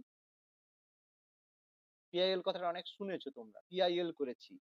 পিআইএল জিনিসটা কি পারবে কেউ বলতে? এটা হচ্ছে খুব সিম্পল, জনস্বার্থ মামলা। শুনেছো জিনিসটা কি জনস্বার্থ মামলা? শোনোনি জনস্বার্থ মামলা? স্যার বাংলাটা শুনেছিলাম। হ্যাঁ, সেটাকেই পিআইএল, পাবলিক হ্যাঁ ইন্টারেস্ট লিটিগেশন। শুনেছি স্যার। এটা ব্যাপারটা হচ্ছে কোনো একটা জিনিসের কারণে দেখা যাচ্ছে যে জনগণের ক্ষতি হচ্ছে, তাহলে তুমি কি করলে, সেটা নিয়ে মামলা করলে। করতেই পারো, জনগণের জন্য তুমি মামলা করলে, সেটাকে বলে পিআইএল। এটা আমেরিকা থেকে নেওয়া হচ্ছে। ঠিক আছে? অস্ট্রেলিয়া থেকে কি নেওয়া হয়েছে, যে যুগ্ম তালিকা ধারণা, ইউনিয়ন লিস্ট, স্টেট লিস্ট, রাজ্য, তার হচ্ছে কেন্দ্র তালিকা, তার সাথে যদি একটা যুগ্ম তালিকারও যে প্রয়োজন রয়েছে, সেটা নেওয়া হয়েছে অস্ট্রেলিয়া থেকে। এছাড়া প্রস্তাবনার মধ্যে কি ভাষা ইউজ করা হবে, সেটা নেওয়া হয়েছে এখান থেকে। বাণিজ্য সংক্রান্ত বিধিনিষেধ, freedom of trade, commerce and intercourse যেটা রয়েছে, মানে বিভিন্ন ধরনের যে মানে রুলস রয়েছে, যে কোনো দেশের সাথে ব্যবসা করতে গেলে কি কি করতে হবে, সেই নিয়ম কানুন সব অস্ট্রেলিয়া থেকে নিয়েছি। এছাড়া নিয়েছি যৌথ অধিবেশনের ধারণা। অনেক সময় কি হয়, কেন্দ্র সরকার আর রাজ্য সরকারের মধ্যে, মানে সরি, লোকসভা রাজ্যসভায় যখন বিল পাস হয়, দুজনের মধ্যে মত পার্থক্য দেখা দিতে পারে। সেই সময় কি একটা জয়েন্ট সেশন বা যৌথ অধিবেশন ডাকা হয়, যেখানে সিদ্ধান্ত নেওয়া হয় যে কোন সেটা পাস হবে কি হবে না। আলোচনা পরে করা হবে সবকিছু, এখন শুধু শুনে রাখতে হবে অনেক কিছু। দক্ষিণ আফ্রিকা থেকে আমরা কি নিয়েছি, এখান থেকে আমরা নিয়েছি সংবিধান সংশোধন পদ্ধতি। যে পদ্ধতিতে আমরা সংবিধান সংশোধন করতে পারবো, তার প্রপার পদ্ধতি হবে, লোকসভায় বিল পেশ হবে, রাজ্যসভায় যাবে, রাজ্যসভা সেটাকে অ্যাপ্রুভ করবে, রাষ্ট্রপতির কাছে যাবে। এই যে প্রপার পদ্ধতি, এটা দক্ষিণ আফ্রিকা থেকে নেওয়া হচ্ছে। রাজ্যসভার সদস্যদের যে নির্বাচন পদ্ধতি, এটাও নেওয়া হয়েছে দক্ষিণ আফ্রিকা থেকে। যেমন লোকসভার সদস্যদের নির্বাচন করা হয় জনগণের সাধারণ ভোটে, জনগণ ভোট দিল, তার মাধ্যমে লোকসভার সদস্য হয়। কিন্তু রাজ্যসভার সদস্যদের নির্বাচন করা হয় যে বিধানসভার, রাজ্যের যে আইনসভা রয়েছে বিধানসভা, তারা ভোট দিয়ে রাজ্যসভার সদস্যদের নির্বাচন করে। আলোচনা পরে হবে, খুব ডিটেলস হবে সেখানে। সেটা নেওয়া হয়েছে দক্ষিণ আফ্রিকা থেকে। তো এখানে খুব ভালো করে মুখস্থ করতে হবে কোথা থেকে কি নেওয়া হয়েছে। আয়ারল্যান্ড থেকে নেওয়া হয়েছে রাষ্ট্রপতি নির্বাচন পদ্ধতিতে। কি পদ্ধতিতে রাষ্ট্রপতি নির্বাচন হয় আলোচনা হবে পরে, সেটা নেওয়া হয়েছে আয়ারল্যান্ড থেকে। রাষ্ট্র পরিচালনা নির্দেশাত্মক নীতি, DPSP, directive principle of state policy, একটা রাষ্ট্রকে পরিচালনা করতে গেলে কি কিছু নির্দেশ দেওয়া রয়েছে, সেটা নেওয়া হয়েছে আয়ারল্যান্ড থেকে। রাজ্যসভায় রাষ্ট্রপতি 12 জন সদস্যকে মনোনীত করতে পারে, যে বিভিন্ন ক্ষেত্র থেকে, যে সংস্কৃতি, তারপর হচ্ছে শিল্প, তারপর হচ্ছে সমাজ সেবা, এরকম 12 জন সদস্যকে রাষ্ট্রপতি মনোনীত করতে পারে। সেই ধারণা আয়ারল্যান্ড থেকে নেওয়া হচ্ছে। জার্মানি থেকে আমরা কি নিয়েছি, জার্মানি কনস্টিটিউশনকে ওয়েমার কনস্টিটিউশন বলা হয়, খুব ফেমাস। যেখানে নেওয়া হয়েছে জরুরি অবস্থা ধারণা, আমাদের যে এমার্জেন্সি হয়, সেই এমার্জেন্সির সময় মৌলিক অধিকার রদ করা হয়, সাসপেন্ডেড হয়, তাহলে সেটা নেওয়া হয়েছে জার্মানি থেকে। সুইডেন থেকে নেওয়া হয়েছে লোকপাল, লোকপালের ধারণা নেওয়া হয়েছে সুইডেন থেকে। লোকপাল জিনিসটা কি, এই যে প্রধানমন্ত্রী, মুখ্যমন্ত্রী, এরা বা কোনো মন্ত্রী যদি কোনো করাপশন করে, তার বিরুদ্ধে কিন্তু সরাসরি কোনো রকমের যে কেস বা এগুলো করা যায় না, তার জন্য কি লোকপাল আসে, লোকপাল অ্যাপয়েন্ট করা হয়। তিনি কি করেন, মানে জনপ্রতিনিধি থেকে কিছু মানে বিচারক অ্যাপয়েন্ট করা হয়, যারা কি করে এগুলোকে মানে কিছু মানে কি বলবো, উচ্চ পদস্থ ব্যক্তিদের কেসের ছানবিন করে, সেগুলো লোকপাল। যেটা আন্না হাজারে করেছিল লোকপাল বিল, ঠিক আছে, যেটা সুইডেন থেকে নেওয়া হয়েছে। আর ফরাসি প্রজাতন্ত্র থেকে আমরা কনসেপ্ট নিয়েছি প্রজাতন্ত্র বা রিপাবলিকের ধারণা, স্বাধীনতা, সাম্য, সৌভ্রাতৃত্ব, এইসব ব্যাপার আমরা ফ্রেঞ্চ কনস্টিটিউশন থেকে নিয়েছি। তাহলে এতগুলো জিনিস যে রয়েছে, এটা কিন্তু কিন্তু ডাইরেক্ট প্রশ্ন আছে। বলবে একক নাগরিকত্বের ধারণা কোন দেশের সংবিধান থেকে গৃহীত, বলো দেখি উত্তর কি হবে। পড়ালাম এক্ষুনি, গ্রেট বলো। ব্রিটেন। ব্রিটেন থেকে নেওয়া হচ্ছে। হয়েছে, ঠিক আছে? এবার বলো তো আমাদের হচ্ছে মৌলিক কর্তব্য কোন দেশ থেকে নেওয়া হয়েছে? মৌলিক কর্তব্য,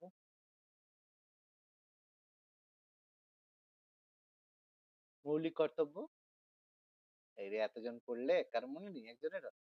রাশিয়া। রাশিয়া, ইউএসএসআর থেকে নেওয়া হয়েছে মৌলিক কর্তব্য, ঠিক আছে? তাহলে এইরকম জিনিস প্রশ্ন আসবে, এখানে খুব বিশাল কিছু ব্যাপার নয় এই জিনিস, ঠিক আছে? এবার আমাদের যে প্রস্তাবনা, এই পিডিএফটা কি গ্রুপে দেওয়া আছে? এরকম হ্যাঁ প্রশ্ন দেয়া আসলে তো মনে রাখা দেওয়া, অসম্ভব, কি বলছো বাবা? সব গুলিয়ে যাবে। কিচ্ছু গুলাবে না, এরকম 10 বার প্রশ্ন বলছি আসলে স্যার সব এটা কি গুলিয়ে যাবে। গ্রুপে দেওয়া আছে? দেওয়া হবে, ক্লাসের পরে দেওয়া হবে, ক্লাসের পরে ও দিয়ে আচ্ছা দেওয়া আচ্ছা ঠিক আছে।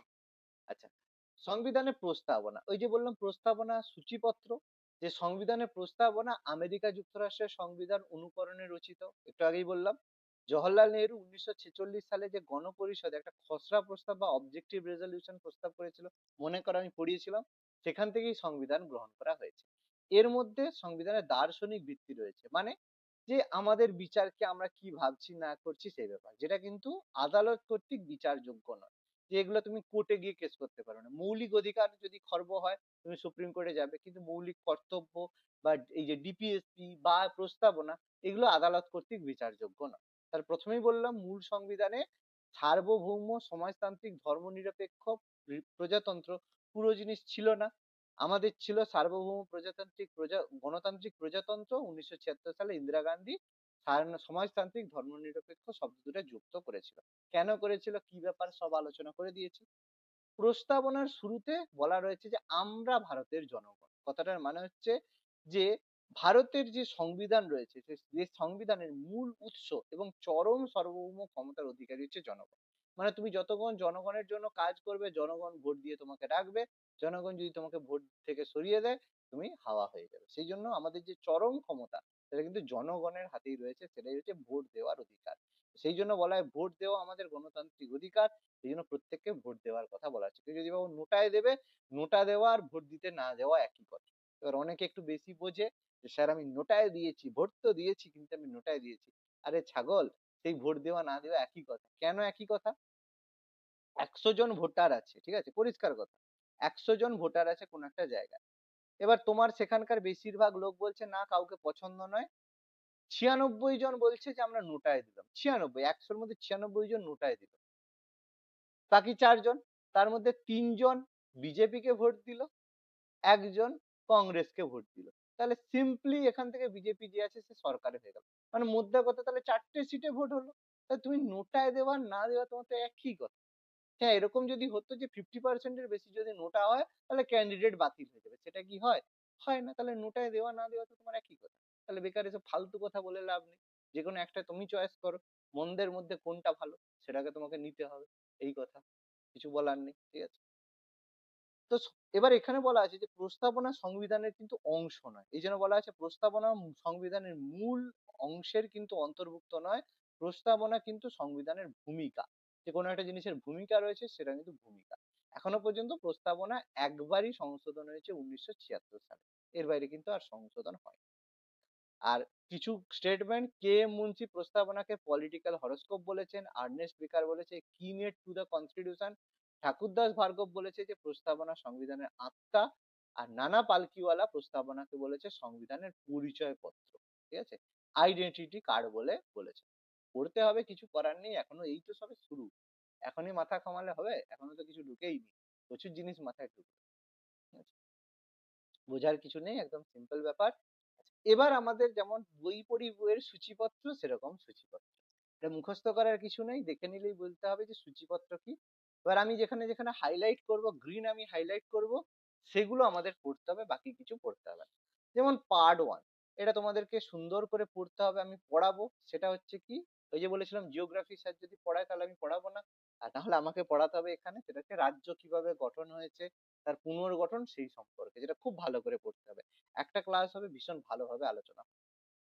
সেকেন্ড ক্লাস হবে যেখানে আলোচনা হবে যে মৌলিকত মানে ফান্ডামেন্টালস, মানে এই যে রাজ্য গঠন, এটা কিন্তু পরের দিনই, মানে পরের কনস্টিটিউশন ক্লাসে কিন্তু এটা সম্পর্কেই আলোচনা হবে, ঠিক আছে? এবার নাগরিকত্ব, যে তুমি ভারতের যে নাগরিক, কিভাবে তুমি নাগরিকত্ব পেলে, কিভাবে তোমার যাবে, সেসব আছে। পার্ট 3 তে আলোচনা করবে মৌলিক অধিকার সম্পর্কে, এটা সব থেকে ইম্পর্টেন্ট ক্লাস। এখান থেকে সবচেয়ে বেশি প্রশ্ন পড়ে এবং এখান থেকে মানে সবার জানাটা প্রয়োজন। যেখানে আমরা রাষ্ট্রের সংজ্ঞা পড়বো, সাম্যের অধিকার পড়বো, স্বাধীনতার অধিকার পড়বো, শোষণের বিরুদ্ধে অধিকার, সমস্ত কিছু পড়বো। যেখানে পাবো সম্পত্তির অধিকার, 31 নম্বর ধারা, এটা ছিল, এটা চলে গেছে। আর সাংবিধানিক প্রতিবিধানের অধিকার সব আমরা আলোচনা করবো। মানে মৌলিক অধিকার আমাদের পুরো কমপ্লিট হবে। ডিপিএসপি খুব বেশি নয়, ওটা একদিনের ক্লাসে ডিপিএসপি আর মৌলিক কর্তব্য একসাথে আলোচনা হবে, যেটা আমি আশা করব যে এবার এখানে পড়ানোর সময় হবে কি, একটা ক্লাসে নাগরিকত্ব শুরু হবে, মৌলিক অধিকার অর্ধেক হবে, পরের ক্লাসে মৌলিক অধিকার অর্ধেক, বাকি অর্ধেকটা হবে, আর ডিপিএসপি মৌলিক কর্তব্য একসাথে হবে। মানে এটা বলতে পারো মানে এই যে 4টে চ্যাপ্টার নিয়ে একটা ক্লাস, দুটো ক্লাস, 3টে ক্লাস, এটা নিয়ে 3টে ক্লাসে এটা কমপ্লিট হয়ে যাবে। 1 2 3, হ্যাঁ 3টে ক্লাসে 4টে পার্ট হবে। ঠিক আছে, বিশেষ কিছু নয়, কিন্তু এতটুকু লাগবে। এবার সব থেকে ইম্পর্টেন্ট যেটা আসবে সেটা হচ্ছে পার্ট 5, কেন্দ্র সরকার। এখানে খুব মানে একটু হেডেক আছে।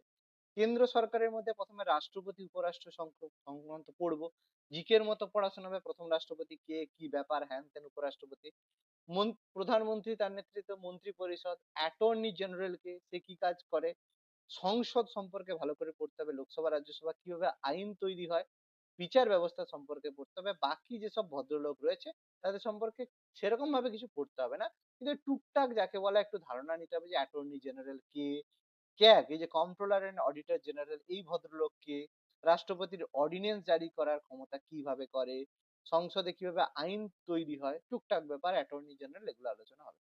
প্রধান জায়গা কিন্তু আমি গ্রিন যেগুলো হাইলাইট করছি সেগুলো হবে। তারপরে রাজ্য সরকার সম্পর্কে পড়তে হবে, যেখানে রাজ্য সরকারের মধ্যে এটা খুব একটা বড় ব্যাপার নয়, যেখানে আমরা একটা ক্লাসেই মোটামুটি করব এই মানে কি বলে তোমার হচ্ছে পার্ট 5, যেটা এটা দুটো ক্লাসে হবে। মানে রাষ্ট্রপতি প্রধানমন্ত্রী এটা একটা ক্লাসে হবে, আর সংসদ বিচার ব্যবস্থা এটা একটা ক্লাসে হবে। চেষ্টা করব দুটো ক্লাসে কমপ্লিট করতে, কারণ কেন্দ্র সরকারটা একটু বড় আছে, অনেকটা জিনিস আছে। রাজ্য সরকার এটা পুরো একটা ক্লাসেই হবে। হাইকোর্ট সম্পর্কে একটু পড়তে হবে, কতগুলো হাইকোর্ট আছে, কার জুডিসিডেশন কতটা, রাজ্যপাল মুখ্যমন্ত্রী কি কাজ করে থাকে, কি ক্ষমতা রয়েছে, সেটা সম্পর্কে করতে হবে। তাহলে এই আমাদের বিষয়বস্তু। তারপরে পার্ট 7 নেই, পার্ট 8 থেকে আর কিছু পড়তে হবে। এগুলো মানে যাকে বলে, তবে কি পড়তে হবে না মানে ভিতরের গল্প পড়তে হবে না, কিন্তু পরীক্ষায় এরকম পড়বে যে কেন্দ্রশাসিত অঞ্চলের শাসন এটা কোন পার্টের অংশ, এরকম পড়বে। কেন্দ্র রাজ্য সম্পর্ক এটা কোন পার্টের অংশ, এরকম পড়বে। মানে মোদ্দা কথা, ভিতরের গল্প না জানলেও কোনটা কোন পার্টের মধ্যে রয়েছে সেটা পড়তে হবে। বলবে যে ইউপিএসসি বা কেন্দ্র রাজ্য সরকারের যে চাকরি হয়, ইউপিএসসি এটা কোন পার্টের মধ্যে রয়েছে, পার্টিকেল 14। ট্রাইব্যুনাল কোন পার্টের মধ্যে, 14A। নির্বাচন কমিশন, ইলেকশন কমিশনের যে কাজ সেটা কোন পার্টে রয়েছে, পার্ট 15। এইরকম ভাবে কিন্তু পার্ট কোন পার্টে কোনটা আছে পড়তে হবে। ডিসকাশন ভিতরে পড়তে হবে না, কিন্তু কোন পার্টে কি আছে এরকম ডাইরেক্ট প্রশ্ন পড়ে, তো সেখানে কেঁদে ফেললে কিছু করার নেই। সংবিধান সংশোধন কোন পার্টে রয়েছে, পার্ট 20। আমি যেগুলো ইয়েলো হাইলাইট করছি কোন পার্টটা শুধু মনে রাখলেই হবে। ঠিক আছে, এখানে আরো বিষয়বস্তু আছে। জরুরি অবস্থা খুব ইম্পর্টেন্ট, পার্ট 18-এ। এগুলো ভিতরের গল্প পড়তে হবে না, সরি, জরুরি অবস্থাটা এটা একটু ভিতরে পড়তে হবে, এটা গ্রিন পড়তে হবে, সরি, এটা গ্রিন পড়তে হবে, এটা পুরোটা পড়াবো আমি, এটা পার্ট 18টা পুরোটা পড়াবো, এটা আমাদের পড়তে হবে। কত রকমের জরুরি অবস্থা আছে, হ্যান ত্যান, এটা রাষ্ট্রপতি পড়ানোর সময় তার মধ্যেই হয়ে যাবে, অসুবিধা নেই। এই হচ্ছে আমাদের ব্যাপার। ঠিক আছে, এখনো শেষ নয়, এবার শিডিউল। ঠিক আছে, যেমন বইয়ের পথে পার্ট আর্টিকেল ওর মধ্যে আসবে, শিডিউল এখানে পড়বে যে প্রথম শিডিউলে কি রয়েছে, কেন্দ্র রাজ্য সম্পর্কিত ধারণা পড়তে হবে। তারপরে পড়বে, ডাইরেক্ট পড়বে যে পদাধিকার ব্যক্তিদের বেতন এবং ভাতার সুবিধা কোন শিডিউলে রয়েছে, বলতে হবে সেকেন্ড শিডিউলে রয়েছে বেতন ভাতা। শপথ মানে যে বিভিন্ন যে ব্যক্তিরা রয়েছে, যে পদাধিকার ব্যক্তিরা, মন্ত্রী, পার্লামেন্ট, রাষ্ট্রপতি, তাদের যে শপথ এবং প্রতিজ্ঞা এটা কোন তফসিলে রয়েছে, থার্ড শিডিউল বা তৃতীয় তফসিলে রয়েছে। রাজ্যসভাতে কেন্দ্র এবং রাজ্যের যে আসন বন্টন এটা কোন তফসিলে রয়েছে, ফোর্থ শিডিউলে রয়েছে। ফিফথ শিডিউল খুব একটা পড়ে না, আর হচ্ছে সিক্স শিডিউল খুব একটা পড়ে না। সেভেন্থ শিডিউল খুব ইম্পর্টেন্ট, কেন্দ্র রাজ্যের মধ্যে যে ক্ষমতা বন্টন এটা কোন শিডিউলের অন্তর্গত, সেভেন্থ শিডিউলে। এবার আরো একটু কেঁদে ফেললেও কিছু করার নেই, বর্তমানে কেন্দ্রীয় তালিকায় কতগুলো জিনিস আছে। বর্তমানে 100টা রয়েছে, দেখো লেখা রয়েছে, মূল সংবিধানে 97টা ছিল। বর্তমানে রাজ্য তালিকায় 61টা রয়েছে, মূল সংবিধানে 66টা ছিল। বর্তমানে যুগ্ম তালিকা 52টা রয়েছে, মূল সংবিধানে 47টা ছিল। জানি কান্না পাচ্ছে, কিন্তু কিছু করার নেই, ঠিক আছে। সংবিধানে যে স্বীকৃত ভাষা কোন শিডিউলে রয়েছে? 8ম শিডিউলে রয়েছে। মূল সংবিধানে 14টা ছিল, বর্তমানে 22টা ভাষা রয়েছে। পড়ানোর সময় বলবো কোন কোন ভাষা রয়েছে, আমি পড়াবো। 9th শিডিউল, এটা পরীক্ষায় আসে যে কোন 9th শিডিউল কোন অ্যামেন্ডমেন্টের মাধ্যমে যুক্ত হয়েছিল? ফার্স্ট অ্যামেন্ডমেন্ট 1951 এর মাধ্যমে 9th শিডিউল অ্যাড হয়েছে, যেটা আমাদের ভূমি সংস্কার বিলোপ সংক্রান্ত। 10th শিডিউল অ্যাড করা হয়েছে 52তম সংবিধান সংশোধন, যেটা অ্যান্টি ডিফ্লেকশন ল, দল ত্যাগ বিরোধী আইন। কোনো মন্ত্রী যদি দল ত্যাগ করে অন্য দলে যায়, আমি একটু বুঝিয়ে দিচ্ছি। সাপোজ ধরো ভোট হলো, ভোটে তুমি বিজেপি থেকে দাঁড়িয়েছো, দিয়ে তুমি মন্ত্রী হয়ে গেছো, সদস্য হয়ে গেছো, দিয়ে ভোট হয়ে যাওয়ার পরে তুমি কংগ্রেসে চলে গেছো, তাহলে কি তোমার সদস্যপদ থাকবে? সেটা থাকবে কিনা স্পিকার ডিসাইড করবে, ঠিক আছে। এটা রাজীব গান্ধীর সময় 1985-তে হয়েছিল। 11th শিডিউল, যেটা 73তম অ্যামেন্ডমেন্ট, যেটা পঞ্চায়েতের ক্ষমতা সংক্রান্ত হয়েছে। আর 12th শিডিউল, যেটা নগরপালিকা মানে গ্রাম, মানে যে শহর, যে তার বিষয়বস্তু রয়েছে সেগুলো অ্যাড। ওই জন্য দেখো যেগুলো অ্যাড হয়েছে 4টা, মূল সংবিধানে 8টা ছিল, বর্তমানে 12টা। কোন 4টে অ্যাড হয়েছে, কোন অ্যামেন্ডমেন্টে অ্যাড হয়েছে, দেখো মেনশন করা আছে। তাহলে কষ্ট, কিন্তু কিছু করার নেই, পড়তে হবে, ঠিক আছে। এবার এই যে পরিভাষা যেগুলো বলছিলাম, সেগুলো বাংলা ভাষায় সুন্দর করে বলা আছে, পড়লেই বুঝতে পারবে। যুক্তরাষ্ট্রীয় বা ফেডারেশন ব্যবস্থা কোনটা? যেখানে সংবিধান অনুসারে কেন্দ্র সরকার এবং রাজ্য সরকারের মধ্যে ক্ষমতা বন্টন করা আছে, যে কেন্দ্র সরকারের এই ক্ষমতা হবে, রাজ্য সরকারের ক্ষমতা এটা হবে, সেটাকে ফেডারেশন বা যুক্তরাষ্ট্র বলা হয়। অর্থাৎ উভয় সরকার নিজ নিজ ক্ষেত্রে স্বাধীনভাবে কার্য পরিচালনা করবে। যুক্তরাষ্ট্রীয় আদালত কি? শাসন বিভাগ এবং আইন বিভাগ যদি কোনো রকমের সংবিধান বিরোধী নির্দেশ দেয়, তখন কি হয়, বিচার বিভাগ সেটা বাতিল করে দিতে পারে। তাহলে এই যে ক্ষমতা, এবং কোনো সময় যদি কেন্দ্র রাজ্যের মধ্যে বিরোধ হয়, সেটাই যুক্তরাষ্ট্রীয় আদালত বা সুপ্রিম কোর্টের বিরোধ হয়। হয়তো সেন্ট্রাল গভর্নমেন্টের সঙ্গে পশ্চিমবঙ্গ সরকারের বিরোধ হচ্ছে, তাহলে কে মীমাংসা করবে? যাও সুপ্রিম কোর্টে, হবে, বিভিন্ন সময় তো হচ্ছে, ঠিক আছে। যুক্তরাষ্ট্রীয় শাসন বলতে কি হয়, যে ক্ষমতা বন্টন করা আছে 3টে তালিকা, কেন্দ্র তালিকা, যুগ্ম তালিকা, আর তোমার হচ্ছে রাজ্য তালিকার মধ্যে যে ক্ষমতা বন্টন রয়েছে, সেটাকে যুক্তরাষ্ট্রীয় শাসন, মানে যুক্তরাষ্ট্রের মাধ্যমে শাসন করা হচ্ছে, ঠিক আছে। আধা যুক্তরাষ্ট্র, ওই যে বললাম, কেন্দ্র, রাজ্য এবং যুগ্ম তালিকার মধ্যে ক্ষমতা বন্টন করা রয়েছে, এবং বাকি ক্ষমতা কেন্দ্রকে দেওয়া হয়েছে। এবং দেখা গেছে যখন এই যে জরুরি অবস্থা হয়, ইমার্জেন্সি হয়, সেই সময় শাসন ব্যবস্থা পুরোপুরি কেন্দ্রীভূত, মানে তখন সেন্ট্রাল গভর্নমেন্ট যা বলবে বাবু তাই হবে। সেই জন্য আমাদের শাসন ব্যবস্থা যুক্তরাষ্ট্রের মতো হলেও এটা অনেকটাই কিন্তু এক কেন্দ্রিক, এই জন্য এটাকে কোয়াসি ফেডারাল বলা হয়। আমি এক্সপ্লেন করেছিলাম, সেটা তো এখানে বাংলাতে সুন্দর করে লেখা আছে।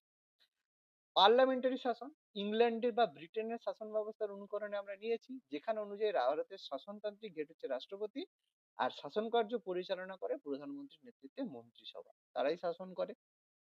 গণতন্ত্র, ওই যে বললাম, রাষ্ট্রের সরকার যখন কোনো রাষ্ট্রের সরকার জনগণের প্রত্যক্ষ ভোট দ্বারা গঠিত হয়, যখন একটা সরকার, গভর্নমেন্ট, যদি জনগণ ভোট দিয়ে কোনো সরকার নির্বাচন করে, তখন সেই রাষ্ট্রটাকে গণতান্ত্রিক রাষ্ট্র বলে। বললাম যে তুমি ভোট দিতে পারো, সেটাই গণতন্ত্র। প্রজাতন্ত্র কোনটা? যখন কোনো রাজ্যের রাষ্ট্রপ্রধান জনগণের দ্বারা নির্বাচিত হয়, তখন সেটাকে রিপাবলিক বলা হয়। তাহলে তুমি ভোট দিচ্ছ, এটা কিন্তু গণতন্ত্র, কিন্তু ভোটের মাধ্যমে আমরা রাষ্ট্রের প্রধানকে নির্বাচন করছি, সেটা হচ্ছে প্রজাতন্ত্র বা রিপাবলিক। সার্বভৌম, ওই যে একটু আগে জিজ্ঞেস করেছিলে, যখন কোনো দেশের আইন, কোনো একটি দেশের আইন সেই দেশের নাগরিকরা পালন করতে বাধ্য, এবং সেই দেশ তার নিজস্ব বৈদেশিক নীতি স্বাধীনভাবে রচনা করতে পারে, কোনো আন্তর্জাতিক সংগঠনের নির্দেশ মানে পালন করতে বাধ্য থাকে না, তখন তাকে সভরিন বা সার্বভৌম বলা হয়। একটু আগে যে প্রশ্ন করছিলে, সুন্দরভাবে দেখো লাইন দিয়ে আমি বলে দিচ্ছি, ওই জন্য বললাম পড়িয়ে দেওয়ার পরে কারো ডাউট হবে বলে আমার মনে হয় না। যদি ডাউট হয় অবশ্যই প্রশ্ন করবে। সমাজতন্ত্র, ভারতের সমাজতন্ত্র বিপ্লবের মাধ্যমে, এটা 1976 সালে 42তম সংবিধান সংশোধনের মাধ্যমে রয়েছে। তো যাই হোক, এটা সম্পর্কেও বলে দিলাম। ধর্মনিরপেক্ষতা বলতে বোঝায় যে সেই রাষ্ট্রের শাসন পরিচালনার ক্ষেত্রে কোনো নির্দিষ্ট ধর্মকে ব্যবহার করবে না, যেটা 1976 সালে 42তম সংবিধান সংশোধনের মাধ্যমে যুক্ত করা হয়েছে। স্বাধীনতা, দেশের সমস্ত নাগরিকদের মত প্রকাশ, ধর্ম, বিশ্বাস এবং উপাসনার স্বাধীনতা দেওয়া রয়েছে, এটাই আমাদের স্বাধীনতা। সাম্য, প্রস্তাবনায় সাম্যের কথা বলা রয়েছে, যে সাম্য ব্যতীত গণতন্ত্র এবং স্বাধীনতা অর্থহীন। একক নাগরিকত্ব, যেটা আমাদের বলা হয়েছে সিঙ্গেল সিটিজেনশিপ, সেখানে পরিষ্কার বলা রয়েছে কি, আর আছে গো,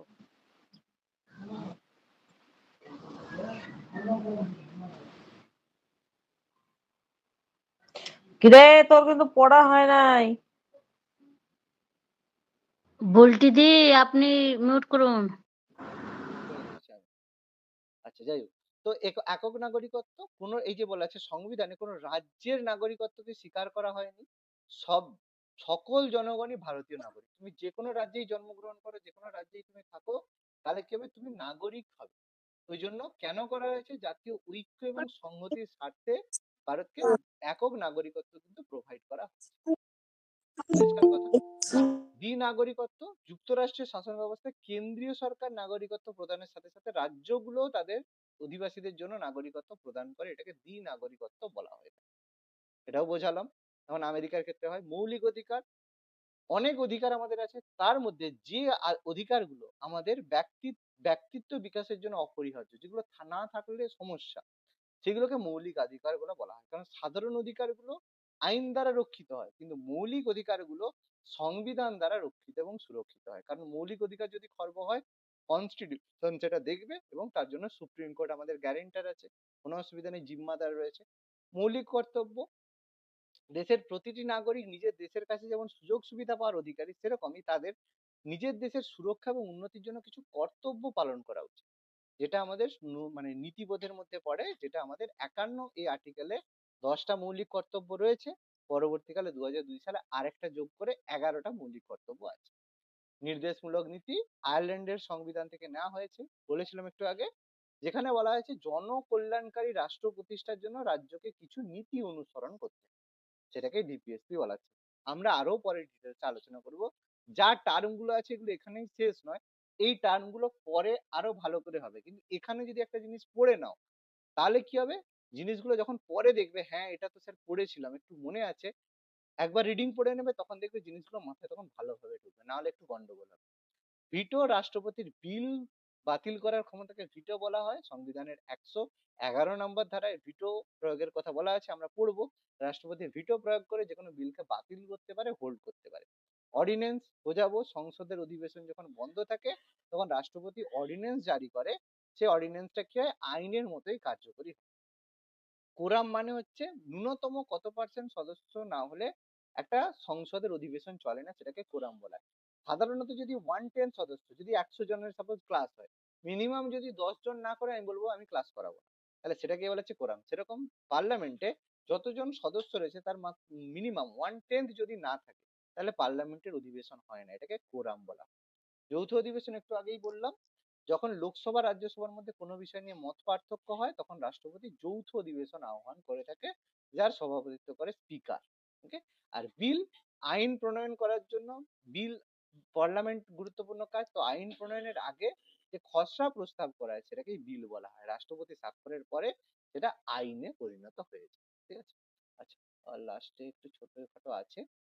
আচ্ছা, সুপ্রিম কোর্ট, ওই যে শাসন বিভাগ আর আইন বিভাগ যদি কোনো, ওই যে বললাম, মানে কোনো সংবিধান বিরোধী নির্দেশ দেয়, তখন যে এটাকে বাতিল করতে পারে সেটা হচ্ছে সুপ্রিম কোর্ট। সর্বোচ্চ স্তরে রয়েছে স্থানীয় স্বায়ত্তশাসন, যেটা পঞ্চায়েতের মতো হয়, সেটা হচ্ছে স্থানীয় জনগণ দ্বারা যদি শাসন ব্যবস্থা হয়, স্থানীয় স্বায়ত্তশাসন বলা হয়। দলত্যাগ বিরোধী আইন, একটু আগে যেটা বললাম, দল থেকে, এই যে ভারতীয় রাজনীতিতে দল ত্যাগের প্রবণতা রয়েছে, সেই জন্য রাজনৈতিক এবং প্রশাসনিক ক্ষেত্রে অস্থিরতা এবং অনিশ্চয়তা বন্ধ করার জন্য 1985 সালে 52তম সংবিধান সংশোধনের মাধ্যমে দলত্যাগ বিরোধী আইন পাস হয়, যা এই সময় প্রধানমন্ত্রী ছিলেন রাজীব গান্ধী।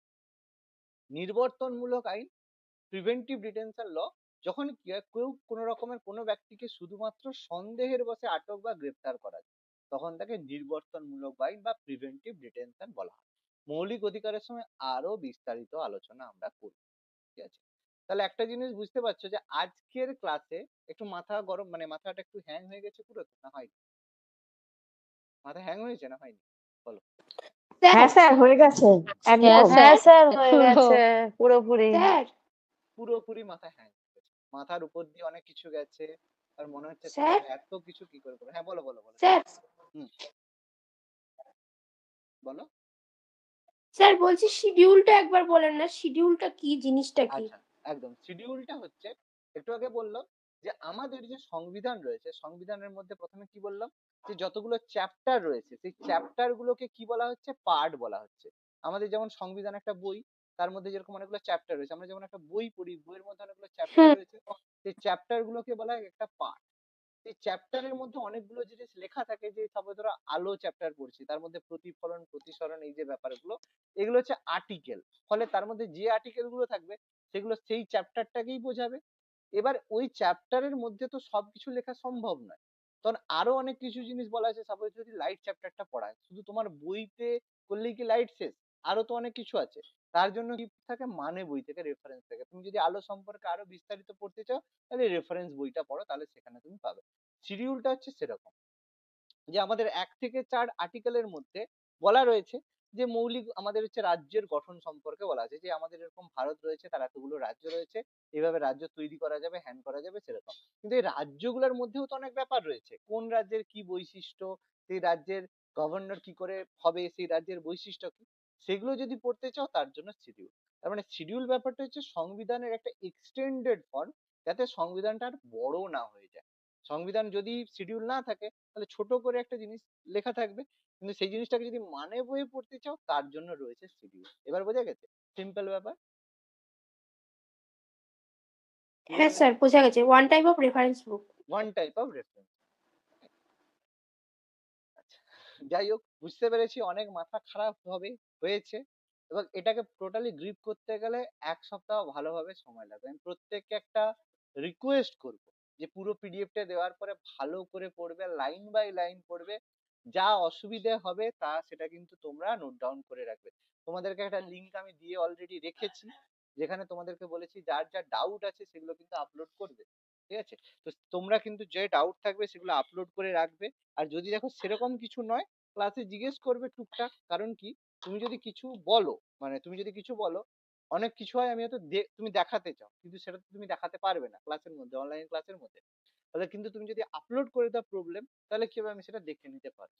তাহলে যা প্রবলেম হবে খাতায় লিখে বা যে কোনো জায়গায় মেসেজে লিখে স্ক্রিনশট নিয়ে ওখানে আপলোড করে দেবে, তাহলে তোমাদের প্রবলেম গুলো আমি দেখতে পারবো, তাহলে সেই প্রবলেম গুলো তোমাদের দেখাতে পারবো ক্লাসের মধ্যে। ঠিক আছে? ভালো করে পড়বে। যা ডাউট হবে, যদি দুটো একটা হয় তাহলে হয়তো লিখে রাখলে, মুখে যদি বলার হয় মুখে বলে দেবো। আর যদি অন্য ডাউট হয় তাহলে সেগুলো তোমরা লিখে রাখবে বা আপলোড করবে। পরের দিন ক্লাস শুরু করার আগে তোমাদের অনেক কিছু হয়তো ডাউট হতে পারবে, স্যার এটা বুঝতে পারিনি, ওটা বুঝতে পারিনি। প্রথমে ডাউট ক্লিয়ারিং আমি প্রত্যেকের করব, পুরোটা পড়ার পরে ডাউট ক্লিয়ারিং আমি করব। তারপর আমাদের পরের ক্লাস শুরু হবে, রাজ্য পুনর্গঠন, যেটা তারপরে শুরু। কি বললাম, বোঝা গেল না গেল? বোঝাতে পেরেছি? ঠিক আছে স্যার। ভালো করে পড়বে, যা ডাউট হবে। এবার দেখো, দুটো হতে পারে, হয় কোনো ডাউট হবে না। কেন হবে না? যে তোমরা পড়ো। আবার কিছু যদি পড়ো তাহলে ডাউট অবশ্যই হবে। আর কেউ যদি আগে থেকে পড়ে রাখো, তাদের ডাউটটা একটু কম হবে। কিন্তু কেউ যদি প্রথম পড়ো, ভালো করে পড়ো, অনেক কিছু ডাউট হবে, বহু ডাউট হবে। যা ডাউট হবে খাতায় লিখে রাখবে, মনে থাকবে না, লিখে রাখবে, জিজ্ঞেস করে নেবে। যদি মুখে বলার হয় হবে, আর যদি ডাউট আপলোড করার হয় করে দেবে, আমি দেখে নেবো। ওকে? ভালো করে কিন্তু পড়বে। সব থেকে ইম্পর্টেন্ট চ্যাপ্টার এটাই যদি গাফিলতি হয়, পরে কিন্তু অনেক সমস্যায় পড়বে কনস্টিটিউশন। ওকে?